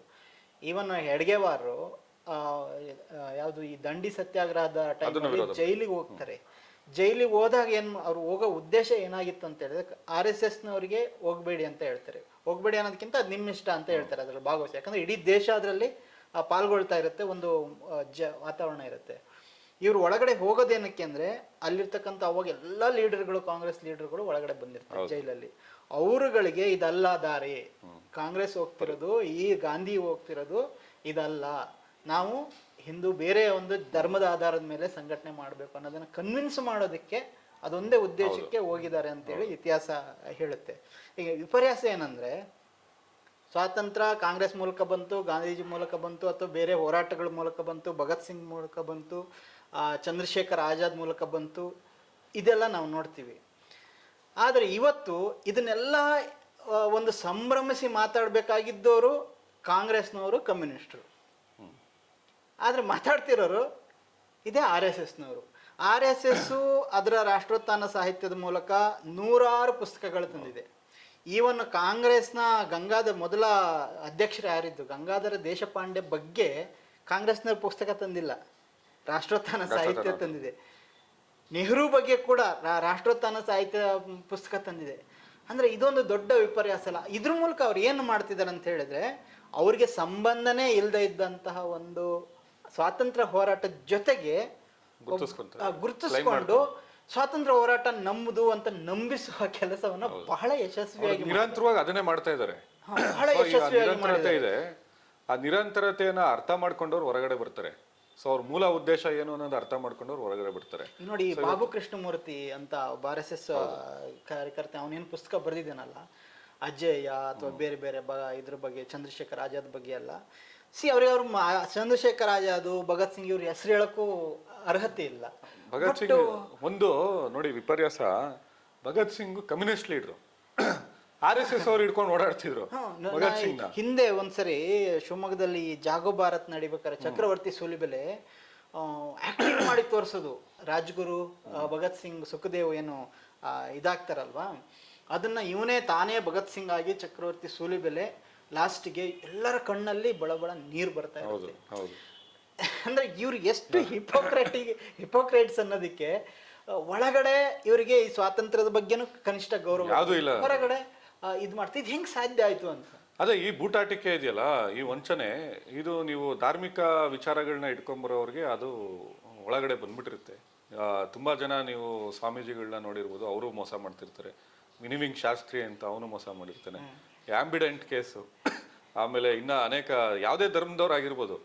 ಆಮೇಲೆ ಇವ್ರು RSS ಅವ್ರು ಅದನ್ನು ಪ್ರಶ್ನೆ ಮಾಡ್ತಾರೆ, ನೀವು ಬರೀ ಹಿಂದೂಗಳು ಮಾತ್ರ ಬೈತಿ. ಹಿಂದೂಗಳು ಅಂತಲ್ಲ, ಮುಸಲ್ಮಾನರು ಇದರಲ್ಲಿ ಕುರಾನ್ ಹಿಡ್ಕೊಂಡು ಆಂಬಿಡೆಂಟು ಇವರೆಲ್ಲ ಇನ್ವೆಸ್ಟ್ ಮಾಡಿಸ್ಕೊಂಡು ಮೋಸ ಮಾಡಿದ್ರು. ಸೊ ಧರ್ಮವನ್ನ ಇಟ್ಕೊಂಡು ಹೋಗುವಂಥವ್ರು ಸುಳ್ಳು ಹೇಳ್ತಾರೆ. ಅವರ ಇದನ್ನ ಸಿದ್ಧಾಂತವನ್ನ ಹರಡಿಸೋದಕ್ಕೆ ಅವ್ರೇನ್ ಅನ್ಕೊಂಡಿರ್ತಾರೆ, ಯಾವ ಮೂಲ ಇಟ್ಕೊಂಡಿರ್ತಾರೆ, ಅದನ್ನ ಮಾಡೋದಕ್ಕೆ ಏನ್ ಮುಖವಾಡಗಳನ್ನ ಹಾಕೋದು ಬೈ ಡಿಫಾಲ್ಟ್. ಬೇಕಾದ್ರೆ ನಿಮ್ನು ಹೊಗಳು ಇವರು ನೀವು ಒಂದ್ ದಿವಸ RSS ಅವ್ರು ಮಾತಾಡಿಸ್ಬಿಟ್ರೆ, ಹರ್ಷಕುಮಾರ್ ಕುಗ್ವೆ ಅವರು RSS ಬಂದಿದ್ರು, ಅವರು ಅದನ್ನ ಇದ್ ಮಾಡ್ತಾ ಇದ್ರು. ಅಂಬೇಡ್ಕರ್ ಬಗ್ಗೆ ಅದೇ ತರ ಸುಳ್ಳು ಇತಿಹಾಸ ಕ್ರಿಯೇಟ್ ಮಾಡಿದ್ದಾರೆ. ಹೆಡ್ಗೆವಾರ್ಗೂ ಅಂಬೇಡ್ಕರ್ಗೂ ಮಾಡಿದ್ರು ಅಂತ ಪ್ರಣವ್ ಮುಖರ್ಜಿ RSS ಕಾರ್ಯಕ್ರಮಕ್ಕೆ ಹೋಗಿದ್ದಾರೆ, ರಾಷ್ಟ್ರಪತಿ ಆಗಿದ್ರು, ಅವ್ರನ್ನ ಆಹ್ವಾನ ಕೊಟ್ರು, ಹೋಗಿದ್ದಾರೆ, ಮಾತಾಡಿದ್ದಾರೆ. ಸೊ ಹಂಗಂತ ಹೇಳ್ಬಿಟ್ಟು RSS ನ ಎಂಡಾರ್ಸ್ ಮಾಡಿದ್ದಾರೆ ಅಂತಲ್ಲ, RSS ನ ಒಪ್ಪಿದ್ದಾರೆ ಅಂತಲ್ಲ. ಇವಾಗ ಯಾವ್ದೋ ಒಂದು ಕಾರ್ಯಕ್ರಮಕ್ಕೆ ನೀವು ಕರೆದಿರ್ತೀರಾ ಅಂದ್ರೆ ವೇದಿಕೆ ಮೇಲೆ RSS ಅವ್ರು ಇರ್ತಾರೆ, BJP ಅವರು ಇರ್ತಾರೆ, ಜನತಾದಳದವರು ಇರ್ತಾರೆ, ನೀವು ಇರ್ತೀರಾ. ಹಂಗಂದು ಮಾತ್ರಕ್ಕೆ ಅವ್ರ ಸಿದ್ಧಾಂತವನ್ನ ಒಪ್ಪಿ ನೀವು ಹೋಗಿದ್ದೀರಾ ಅಂತಲ್ಲ. ನಿಮ್ಮ ಸಿದ್ಧಾಂತವನ್ನ ಹೇಳೋದಕ್ಕೆ, ನಿಮ್ಮ ವಿಚಾರಧಾರೆಯನ್ನ ತಲುಪಿಸೋದಕ್ಕೆ ಆ ವೇದಿಕೆಯನ್ನ ಬಳಸ್ಕೊಂಡಿರ್ತೀರಾ. ಆದ್ರೆ RSS ಅವರು ಆ ರೀತಿ ಅಲ್ಲ. ಸೊ ಇವತ್ತು ಈ ನರೇಂದ್ರ ಮೋದಿ ಅವ್ರ ಸರ್ಕಾರ ಈ ಆದೇಶವನ್ನು ಏನು ತರ್ತಾ ಇದೆಯಲ್ಲ, ಸೊ ಇದನ್ನ ಸರ್ಕಾರಿ ನೌಕರರು ಹಿಂದೆನೂ RSS ಅಲ್ಲಿದ್ರು, ಈಗಲೂ RSS ಅಲ್ಲಿ ಇದ್ದಾರೆ. ಸೊ ಸುಮಾರು ಜನ RSS ನ ಒಂದು ಕಾರಣಕ್ಕೆ ಯಾಕೆ RSS ಹಿಂದೆ ಹೋಗಕ್ಕೆ ಶುರು ಮಾಡಿದ್ರು ಅಂದ್ರೆ, ಒಂದು ಅವ್ರು BJP ಅವ್ರು ಅಧಿಕಾರಕ್ಕೆ ಬರಕ್ಕೆ ಶುರು ಮಾಡಿದ್ರು. ನಮ್ಮ ಜನರ ಮೆಂಟಾಲಿಟಿ ಹೆಂಗಿರುತ್ತೆ ಅಂದ್ರೆ, ನಾಳೆ ನೀವು ಅಧಿಕಾರಕ್ಕೆ ಬರ್ತಾ ಇದ್ದೀರಾ ಅಂದ್ರೆ ನಿಮ್ಮ ಐಡಿಯಾಲಜಿನ ಒಪ್ತಾರೆ. ಸೊ ಸರ್ಕಾರಿ ನೌಕರರಲ್ಲಿ ಟ್ರಾನ್ಸ್ಫರ್ ಆಗಬೇಕು, ಅಥವಾ ಯಾವುದೋ ಒಂದು ಪೋಸ್ಟಿಂಗ್ ಬೇಕು, ಅಥವಾ ರಾಜಕೀಯ ಅಧಿಕಾರ ಬೇಕು ಅನ್ನೋರು ಹೋಗ್ಬಿಟ್ಟು ನಾವು RSS ಸ್ವಾಮಿ ಅಂತ ಹೇಳ್ತಾರೆ. ಕಾಂಗ್ರೆಸ್ ಅವ್ರ ಹತ್ರ ಬಂದ್ಬಿಟ್ಟು ನಮ್ಮ ತಾತ ಕಾಂಗ್ರೆಸ್ MLA ಆಗಿದ್ರು, ನಮ್ಮ ಮುತ್ತಾತ ಅಲ್ಲಿದ್ರು, ನಮ್ಮ ತಾತನ ಮನೇಲಿ ಇವತ್ತಿಗೂ ರಾಹುಲ್ ಗಾಂಧಿ, ಇವರು ರಾಜೀವ್ ಗಾಂಧಿ ಅವ್ರ ಫೋಟೋ ಇದೆ, ನಾವು ಇಂದಿರಾ ಗಾಂಧಿ ಅವರು, ನಮ್ಮ ಬ್ಲಡ್ಡಲ್ಲಿ ಕಾಂಗ್ರೆಸ್ ಅಂತ ಕಾಂಗ್ರೆಸ್ ಅವ್ರ ಹತ್ರ ಬಂದು ಹೇಳ್ತಾರೆ. ಫೋಟೋ ತೆಗೆದು ನೋಡಿದ್ರೆ ಕೇಸರಿ ಶಾಲೆ ಹಾಕೊಂಡು ಅಲ್ಲೆಲ್ಲೋ ಇದನ್ನ ಮಾಡ್ತಿರ್ತಾರೆ. ಸೊ ಇದು ವಂಚನೆ, ಬೂಟಾಟಿಕೆ ಎಲ್ಲ ಕಾಲದಲ್ಲೂ ಇದೆ. ಸೊ ಈ ಬೂಟಾಟಿಕೆ ವಂಚನೆಯನ್ನ ಜಾಸ್ತಿ ಮಾಡೋದಕ್ಕೆ ಮುಖವಾಡಗಳನ್ನ ಹಾಕೊಂಡು ಜಾಸ್ತಿ ಓಡಾಡೋಂಥ ಕೆಲಸವನ್ನ ಇವ್ರು ಮಾಡ್ತಾ ಇದ್ದಾರೆ. ಸೊ ನಮಗೆ ಮುಖ್ಯವಾಗಿ ಬೇಕಾಗಿರುವಂಥದ್ದು ಇವತ್ತು ನಿಮಗೆ ಒಂದು ಎಥಿಕ್ಸ್ ಇರಬೇಕು. ಸಂವಿಧಾನ ಏನು ಹೇಳುತ್ತೆ, ಇವತ್ತು ಸರ್ಕಾರಿ ಕಚೇರಿಗಳಲ್ಲಿ ಪೊಲೀಸ್ ಇಲಾಖೆ ಹಿಂದೆ BJP ಗೌರ್ಮೆಂಟ್ ಇದ್ದಾಗ ಕೇಸರಿ ಶಾಲೆ ಹಾಕೊಂಡು ನೀವು ಆಯುಧ ಪೂಜೆ ಮಾಡ್ತೀರಾ ಅಂದ್ರೆ ಅಲ್ಲಿ ಬೇರೆ ಜಾತಿಯವರು ಇರ್ತಾರೆ, ಬೇರೆ ಜನಾಂಗದವರು ಇರ್ತಾರೆ, ಬೇರೆ ಧರ್ಮದವರು ಇರ್ತಾರೆ. ಹಂಗಾರೆ ಅವ್ರು ನಾಳೆ ಬಂದ್ಬಿಟ್ಟು ನಾನು ಇನ್ನೊಂದು ಮಾಡ್ತೀನಿ ಅಂದ್ರೆ ಬಿಟ್ಬಿಡ್ತೀರಾ? ಇವತ್ತು ಇದೇ ಸರ್ಕಾರಿ ನೌಕರರು, ನಾವು ಭಗತ್ ಸಿಂಗ್ ಅವರು ಕಮ್ಯುನಿಸ್ಟ್ ಐಡಿಯಾಲಜಿ ಹೇಳಿದ್ರು, ನನಗೆ ಆ ಐಡಿಯಾಲಜಿ ಜಾಸ್ತಿ ಇಷ್ಟ, ನಾನು ಭಗತ್ ಸಿಂಗ್ ಸೇನೆ ಅಂತ ಮಾಡ್ತೀನಿ, ಅವ್ರ ಜೊತೆಗೆ ಹೋಗ್ತೀನಿ ಅಂದ್ರೆ ಬಿಡ್ತಾರೆ? ಸೊ ಇದನ್ನ ಐಡಿಯಾಲಜಿ ಅಥವಾ ಧರ್ಮ ನ್ಯೂಟ್ರಲ್ ಆಗಿರ್ಬೇಕು. ಆಮೇಲೆ ಕಾಂಗ್ರೆಸ್ ಸೇವಾದಳ ಇದೆಯಪ್ಪ, ಸೇವಾದಳ ಆಕ್ಟಿವಿಟೀಸ್ ಮಾಡೋದಕ್ಕೆ ನೀವು ಅವಕಾಶ ಕೊಡ್ತೀರಾ? ಇವ್ರು ಕಮ್ಯುನಿಸ್ಟ್ರದ್ದು ಇನ್ನೊಂದು ಆಕ್ಟಿವಿಟೀಸ್ ಇರುತ್ತೆ. ಸೊ ಹಂಗೆ ಅದನ್ನ ಸರ್ಕಾರ, ಸರ್ಕಾರಿ ನೌಕರರು ಯಾವಾಗ್ಲೂ ಇದರಿಂದ ಆಚೆ ಇರಬೇಕು. ಕೊನೆಯಲ್ಲಿ ಒಂದು ಪ್ರಶ್ನೆ, ಈಗ ಕೇಂದ್ರ ಸರ್ಕಾರ ಈ ತರ ಒಂದು ಆರ್ಡರ್ನ ಮಾಡಿದೆ, ನಮ್ಮ ಅಲ್ಲಿ ಕಾಂಗ್ರೆಸ್ ಸರ್ಕಾರ ಇದೆ, ಕಾಂಗ್ರೆಸ್ ಸರ್ಕಾರ ಇದನ್ನ ಅಲೋ ಮಾಡುತ್ತಾ ಅಥವಾ ಮಾಡ್ಬೇಕಾ? ಇಲ್ಲ, ಕಾಂಗ್ರೆಸ್ ಪಕ್ಷ ಮತ್ತು ಸರ್ಕಾರ ಇದನ್ನ ಅಲೋ ಮಾಡಲ್ಲ. ಸೊ ಒಂದು C&R ರೂಲ್ಸ್ ಅಂತ ಏನಿರುತ್ತೆ, ಸರ್ಕಾರಿ ನೌಕರರು ಆ ನಿಯಮಗಳಿಗೆ ಬದ್ಧವಾಗಿರ್ಬೇಕು, ಅದನ್ನ ಸಂವಿಧಾನ ಬದ್ಧವಾಗಿ ಇಲ್ಲಿ ಸರ್ಕಾರ ನಡಿಬೇಕು. ಸರ್ಕಾರ ನಡೆಸುವಂಥವ್ರು ರಾಜಕಾರಣಿಗಳು ರಾಜಕೀಯ ಮಾಡ್ತಾರೆ. ಇದನ್ನ ಹಿಂದೆ BJP ಸರ್ಕಾರ ಇದ್ದಂಥ ಸಂದರ್ಭದಲ್ಲಿ ಬಹುತೇಕ ಪೊಲೀಸ್ ಅಧಿಕಾರಿಗಳು, ಬಹುತೇಕ ಸರ್ಕಾರಿ ನೌಕರರು RSS ನ ಶಾಖಾ ನಡೆಸೋ ರೀತಿನಲ್ಲೇ ಇದನ್ನ ಕಚೇರಿಗಳನ್ನ ನಡೆಸಿರುವಂಥದ್ದು. ಏಕಪಕ್ಷೀಯವಾಗಿ BJP ಅವ್ರು ಏನು ಹೇಳ್ತಾರೆ, RSS ನ ಸಿದ್ಧಾಂತ ಏನಿದೆ ಅದನ್ನ ತುರ್ಕುವಂಥ ಕೆಲಸವನ್ನ ಇಂದಿನ ಸರ್ಕಾರಿ ನೌಕರರು ಮಾಡಿದ್ದಾರೆ. ಸೊ ಅದನ್ನ ಮಾಡುವಂಥದ್ದು ನಿಲ್ಲಿಸ್ಬೇಕು. ಇವತ್ತು ವ್ಯವಸ್ಥೆ ಉಳಿಬೇಕು. ಈ ವ್ಯವಸ್ಥೆನಲ್ಲಿ ಎಲ್ಲ ಜನಾಂಗದವರು, ಎಲ್ಲ ಧರ್ಮದವರು, ಎಲ್ಲ ಸಮುದಾಯದವರು, ಇಲ್ಲಿ ಬೇರೆ ಬೇರೆ ವಿದ್ಯಾಭ್ಯಾಸವನ್ನ ಪಡ್ಕೊಂಡ್ಬರ್ತಾ ಇರೋವಂಥ ಹಿಂದುಳಿದ ವರ್ಗದ ವಿದ್ಯಾರ್ಥಿಗಳಿಗೂ ಕೂಡ ಸರ್ಕಾರಿ ಕೆಲಸ ಸಿಗಬೇಕು. ಸರ್ಕಾರದ ವ್ಯವಸ್ಥೆ ಮುಂದುವರ್ಕೊಂಡು ಹೋಗ್ಬೇಕು. ಮುಂದೆ ಬರುವಂಥ ಜನರೇಷನ್ ಚೆನ್ನಾಗಿರ್ಬೇಕು. ಅದಕ್ಕೆ ಏನ್ ಮಾಡ್ಬೇಕು ಅದನ್ನ ಮಾಡ್ಬೇಕೇ ಹೊರತು ಈ ರೀತಿಯಾದಂತಹ ಕೆಲಸಗಳನ್ನ. ಒಬ್ಬ ಸರ್ಕಾರಿ ನೌಕರ ಆದವನಿಗೆ ಅವನಿಗೆ RSS ಐಡಿಯಾಲಜಿನೋ, ಕಾಂಗ್ರೆಸ್ ಐಡಿಯಾಲಜಿನೋ, ಅಥವಾ JDS ಆ ಪಕ್ಷ ಅಥವಾ ಧರ್ಮ, ಹಿಂದೂ ಮುಸ್ಲಿಂ ಏನಿರ್ಬೋದು ಯಾವುದು ಮುಖ್ಯ ಅಲ್ಲ. ಸಂವಿಧಾನ ಏನಿದೆ ಆ ಸಂವಿಧಾನವನ್ನ ಪಾಲಿಸುವುದು, ಸಂವಿಧಾನದ ಪ್ರಕಾರ ಏನ್ ಹೇಳುತ್ತೆ ಸಂವಿಧಾನ, ಒಂದು ಧರ್ಮ ನಿರಪೇಕ್ಷತೆಯಲ್ಲಿ ಹೋಗೋದು ಅದು ಮುಖ್ಯ. ಅದೇ ಮುಖ್ಯ. ಅದನ್ನೇ ಸರ್ಕಾರಿ ನೌಕರನ್ ಮಾಡಬೇಕು, ಅದನ್ನೇ ನ್ಯಾಯಾಂಗ ಮಾಡಬೇಕು. ಯಾರು ನ್ಯಾಯ ದಾನವನ್ನ ಮಾಡುವಂತ ಇದಕ್ಕೆ ಬರ್ತಾರೆ, ಯಾರು ಸರ್ಕಾರವನ್ನ ನಡೆಸೋವಂಥ ಸರ್ಕಾರಿ ಅಧಿಕಾರಿಗಳು ಇರ್ತಾರೆ, ಅವರು ಪ್ರಾಮಾಣಿಕವಾಗಿರ್ಬೇಕು. ಅದೇ ನಿಜವಾದಂಥ ದೇಶಭಕ್ತಿ. ಅವ್ರು ಪ್ರಾಮಾಣಿಕವಾಗಿರೋದು ಬಿಟ್ಬಿಟ್ಟು ಆಮೇಲೆ ಇನ್ನೊಂದು ಸೋಗಲಾಡಿತನ ಇದೆ, ಈ ಅಧಿಕಾರಿ ಪ್ರಾಮಾಣಿಕರು, ಅಂತ ಅದನ್ನ ಬಿಲ್ಡಪ್ ತಗೊಳ್ಳೋವಂಥದ್ದು. ಸೊ ಅವ್ರಿಗೆ ಕರ್ತವ್ಯನೇ ಅದು. ಅಲ್ಲಿ ಯಾರು ಬರ್ತಾರೆ ಅವ್ರು ಕೆಲಸ ಮಾಡ್ಕೊಡೋದೇ ಇದು ಅವ್ರಿಗೆ ಸಂಬಳ ಕೊಡ್ತಾ ಇರೋದೇ ಅದಕ್ಕೋಸ್ಕರ, ಅವ್ರಿಗೆ ಸವಲತ್ತು ಕೊಟ್ಟಿರೋದೇ ಅದಕ್ಕೋಸ್ಕರ. ಅವ್ರು ಬೇರೆ ಬೇರೆ ಸಂಘಟನೆಗಳಿಗೆ ಹೋಗ್ಬಿಟ್ಟು ದೇಶ ಉಳಿಸೋ ಕೆಲಸ ಮಾಡೋದು ಬೇಕಾಗಿಲ್ಲ. ಅವ್ರ ಸರ್ಕಾರಿ ನೌಕರರಾಗಿ ಯಾರು ಅಲ್ಲಿ ನಮ್ಗೆ ಅನ್ಯಾಯ ಆಗಿದೆ ಇಂಥ ಕೆಲಸ ಮಾಡಿಕೊಡಿ ಅಂತ ಬರ್ತಾರಲ್ಲ, ಅದನ್ನ ಮಾಡಿಕೊಟ್ರೆ ಅವ್ರು ದೇಶಕ್ಕೆ ಮಾಡುವಂಥ ಇದು ಉಪಕಾರನೇ ಅದು. ಸೊ ಜನರಿಗೆ ಕೆಲಸ ಮಾಡೋದಕ್ಕೆ ನೀವೇನು ಸಂಘಟನೆಗೆ ಹೋಗುವಂಥ ಅವಶ್ಯಕತೆ ಇಲ್ಲ. ಸೊ ಅದಕ್ಕೆ ಅವ್ರಿಗೆ ಎಕ್ಸಾಮ್ ಮಾಡಿಸಿ ಅದನ್ನ ತಯಾರಿಗಳು ಮಾಡಿಸಿ ಅವರ ಕೆಪಾಸಿಟಿ ನೋಡ್ಬಿಟ್ಟು ಅವರ ಸಾಮರ್ಥ್ಯ ನೋಡಿ ಅಳೆದು ತೂಗಿ ಅವ್ರನ್ನ ಸರ್ಕಾರಿ ಸೇವೆಗೆ ಅಂತ ಸೇರಿಸ್ಕೊಂಡಿರುವಂಥದ್ದು. ಅಲ್ಲಿ RSS ಅವರು ಬರ್ತಾರೆ, ಜನತಾದಳದವರು ಬರ್ತಾರೆ, ಕಾಂಗ್ರೆಸ್ ಅವರು ಬರ್ತಾರೆ, ಸಾಮಾನ್ಯ ಜನನೂ ಬರ್ತಾರೆ. ಯಾವುದೇ ಇನ್ಫ್ಲೂಯೆನ್ಸ್ ಇಲ್ಲದೆ ಒಂದು ಫೈಲ್ನ ಮೂವ್ ಮಾಡಿಸೋವಂಥ ಒಂದು ವಾತಾವರಣ ನಿರ್ಮಾಣ ಆಗೋದಕ್ಕೆ ಅವಕಾಶವನ್ನ ಸರ್ಕಾರಿ ನೌಕರು ಮಾಡಿದ್ರೆ ಅದಕ್ಕಿಂತ ದೊಡ್ಡ ಸೇವೆ ಇನ್ನೇನು ಬೇಕಾಗಿಲ್ಲ. ಇಂಥವೆಲ್ಲ ನರೇಂದ್ರ ಮೋದಿ ಅವರ ಅದೇ ನಿಜವಾದ ರಾಷ್ಟ್ರವನ್ನ ಅದೇ ಅದು ರಾಷ್ಟ್ರವನ್ನ ಆಟೋಮೆಟಿಕ್ ಆಗಿ ಕಟ್ತಾ ಹೋಗ್ತಾರೆ. ಈ ರೀತಿಯಾದಂತ ಯಾವ್ದೋ ಒಂದು ರಾಜಕೀಯ ಪ್ರೇರಿತವಾದಂತ ಒಬ್ಬ ಸರ್ಕಾರಿ ನೌಕರ ತಾನು ಇನ್ಫ್ಲೂಯೆನ್ಸ್ಗೆ, ದುಡ್ಡಿಗೆ, ಲಂಚಕ್ಕೆ ಕೆಲಸ ಮಾಡ್ತಾ ಅವನು ಎಂತ RSS ಇನ್ನೇನೇ ಪೋಸ್ ಕೊಟ್ಟರು ಕೂಡ ಅವನ ರಾಷ್ಟ್ರಭಕ್ತಿ ಏನಿಲ್ಲ. ರಾಷ್ಟ್ರಭಕ್ತಿ ಅಲ್ಲ, ಅದು ರಾಷ್ಟ್ರದ್ರೋಹದ ಕೆಲಸ. RSS ಅವರು ಅದನ್ನೇ ಮಾಡ್ಬೇಕು. RSS ಅವ್ರು ಸುಮ್ಮನೆ ಕತೆಗಳು ಹೇಳ್ಕೊಂಡು ನಾವು ಅಲ್ಲೆಲ್ಲ ಒಂದ್ ದಿವಸ ಹೋಗ್ಬಿಟ್ಟು ಫೋಟೋ ತೆಗೆಸ್ಕೊಂಡ್ ಬಂದ್ಬಿಟ್ಟು ನಾವು ಅದನ್ನ ಮಾಡಿದ್ವಿ ಇದನ್ನ ಮಾಡಿದ್ವಿ ಅಲ್ಲ. ನಿರಂತರತೆ. ನೀವು ಸರ್ಕಾರಿ ನೌಕರರಿಗೆ ಏನಾದ್ರು ಬುದ್ಧಿ ಹೇಳಂಗಿದ್ರೆ ಸೊ ನೀವು ಇದನ್ನ ಸಂವಿಧಾನ ಉಳಿಸ್ರಪ್ಪ. ಅವರು ಧರ್ಮ ರಕ್ಷಣೆ ಮಾಡ್ತೀವಂತಲ್ಲ, ಈ ಹಿಂದೂ ಧರ್ಮ ಇಷ್ಟೊಂದು ಸಮಸ್ಯೆ ನೋಡಿ. ಮೊನ್ನೆ ನೆನ್ನೆ ಕನಕ್ಪುರದಲ್ಲಿ ಒಬ್ಬ ದಲಿತನ ಕೈಯನ್ನೇ ಕಟ್ ಮಾಡಿದ್ದಾರೆ ಅಲ್ಲಿನ ಪ್ರಬಲ ಜನರು. ಇಂಥವುಗಳ ಬಗ್ಗೆ ಯಾಕೆ ಇವರು ಉಸಿರುತ್ತಲ್ಲ? ಅದನ್ನೇ ಈಗ ಇಷ್ಟು ವರ್ಷದಿಂದ 100 ವರ್ಷ ಆಗ್ತಾ ಇದೆ ಅಂತ ಹೇಳ್ತಾರಲ್ಲ RSS ಸಂಘಟನೆಗೆ, ಇವರ ಕಾರ್ಯಕರ್ತರು ಇದ್ದಾರೆ ಅಂತ ಹೇಳ್ತಾರಲ್ಲ. ಯಾಕೆ ಹಳ್ಳಿಗಳಲ್ಲಿ ಇವತ್ತಿಗೂ ಈ ರೀತಿ ಜಾತಿ ತಾರತಮ್ಯ ಇದೆ, ದೌರ್ಜನ್ಯಗಳಾಗ್ತದೆ? ಇದನ್ನ ನಿಲ್ಲಿಸ್ಬೇಕಲ್ವಾ? ಇದನ್ನ ನಿಲ್ಸೋದಕ್ಕೆ ಇವ್ರಿಗೆ ಸರ್ಕಾರಿ ನೌಕರರು ಇವ್ರ ಜೊತೆಗೆ ಇದಾರಲ್ಲ, ಕೆಲಸ ಮಾಡೋರು, RSS ಜೊತೆ ಗುರ್ತಿಸ್ಕೊಂಡವ್ರು, ಇವ್ರನ್ನೆಲ್ಲ ಈ ರೀತಿ ಮಾಡ್ಬೇಡ್ರಪ್ಪ, ಹಿಂಸೆಗೆ ಪ್ರಚೋದನೆ ಕೊಡಬೇಡಿ ಅನ್ನೋದೆಲ್ಲ ಮಾಡ್ಬೇಕಲ್ಲ. ಅದು ಬಿಟ್ಬಿಟ್ಟು ಇವ್ರಿಗೆ ಬೇಕಾಗಿರೋದೇ ಹಿಂಸೆ. ಮತ್ತು ಈ ದೇಶದ ಇದನ್ನ ಡೆಮಾಕ್ರಸಿನ ಹಾಳು ಮಾಡಬೇಕು. ಮತ್ತೆ ಹಿಂದೆ ಯಾವ ರೀತಿ ರಾಜರ ಕಾಲದಲ್ಲಿ ಹಿಂಗೆ ಇವರ ಕೈಯಲ್ಲಿ ಕಂಟ್ರೋಲ್ ಇರ್ತಾ ಇತ್ತೋ, ರಾಜ ಬದಲಾಗ್ತಿದ್ದ, ಮಂತ್ರಿ ಮಾತ್ರ ಆತನೇ ಇರ್ತಿದ್ದ. ಇವ್ರು ಮಂತ್ರಿಗಳಾಗಿರ್ಬೇಕು, ಇಲ್ಲಿರೋ ಚಾತುರ್ವರ್ಣ ಪದ್ಧತಿ ಬರಬೇಕು, ಸರ್ಕಾರಿ ವ್ಯವಸ್ಥೆ ಕೊಲ್ಯಾಪ್ಸ್ ಆಗಬೇಕು. ಇದನ್ನ ಮಾಡೋಕ್ಕೆ ಹೊರಟಿದ್ದಾರೆ. ಇದನ್ನ ನರೇಂದ್ರ ಮೋದಿ ಅವ್ರು ಮಾಡಕ್ ಹೋಗಿ ಇವತ್ತು 270 ಸೀಟಿಗೆ ಬಂದಿದ್ದಾರೆ. ಆಮೇಲೆ ಇನ್ನೂ ಅವ್ರದ್ದು ಏನ್ ಪೂರ್ಣ ಬಹುಮತದ ಸರ್ಕಾರ ಅಲ್ಲ. ಅಲ್ಲಿ ನಿತೀಶ್ ಮತ್ತೆ ಚಂದ್ರಬಾಬು ನಾಯ್ಡು ಏನ್ ಹೇಳ್ತಾರೆ ಅದ್ರ ಮೇಲೆ ನಿಂತಿದೆ. ಸೊ ಇವ್ರು ಏನೇನ್ ಮಾಡ್ತಾರೆ ಅದು ಒಳ್ಳೇದೇ. ಬಟ್ ಸರ್ಕಾರಿ ನೌಕರರು ವಿವೇಚನೆಗೆ ಒಳಪಡಬೇಕು. ಧರ್ಮ, ಹಿಂದೂ ಧರ್ಮ ಅಂದ್ರೆ ಏನು ಇವತ್ತವರೆಗೂ ಅವ್ರು ಡಿಫೈನೇ ಮಾಡಿಲ್ಲ. ನಾವು ಹಿಂದೂ ಧರ್ಮ ಉಳಿಸ್ತೀವಿ, ಹಿಂದೂ ಧರ್ಮ ಏನ್ ಉಳಿಸ್ತೀರಾ? ಹಿಂದೂ ಧರ್ಮ ಇವತ್ತು 500 ವರ್ಷ ಇಲ್ಲಿ ಮುಸಲ್ಮಾನರ ಆಳ್ವಿಕೆ ಇತ್ತು, 300 ವರ್ಷ ಬ್ರಿಟಿಷರ ಆಳ್ವಿಕೆ ಇತ್ತು, ಹಿಂದೂಗಳಾಗೆ ಉಳಿದಿದೀವಲ್ಲ. ಏನ್ ಯಾರೇನು ಬದಲಾವಣೆ ಏನಾಗಿಲ್ಲ. ಯಾವ ಧರ್ಮದಲ್ಲಿ ಏನಾಗಿದೆ? ಸೊ ನೀವು ಹಿಂದೂ ಧರ್ಮ ಉಳಿಸ್ಬೇಕು ಅಂದ್ರೆ ಯಾಕೆ ಭಾರತ ಬಿಟ್ಟು ಪಾಕಿಸ್ತಾನದಲ್ಲಿ ನೀವು ಧರ್ಮ ಪ್ರಚಾರ ಮಾಡೋಕ್ಕಾಗ್ತಾ ಇಲ್ಲ?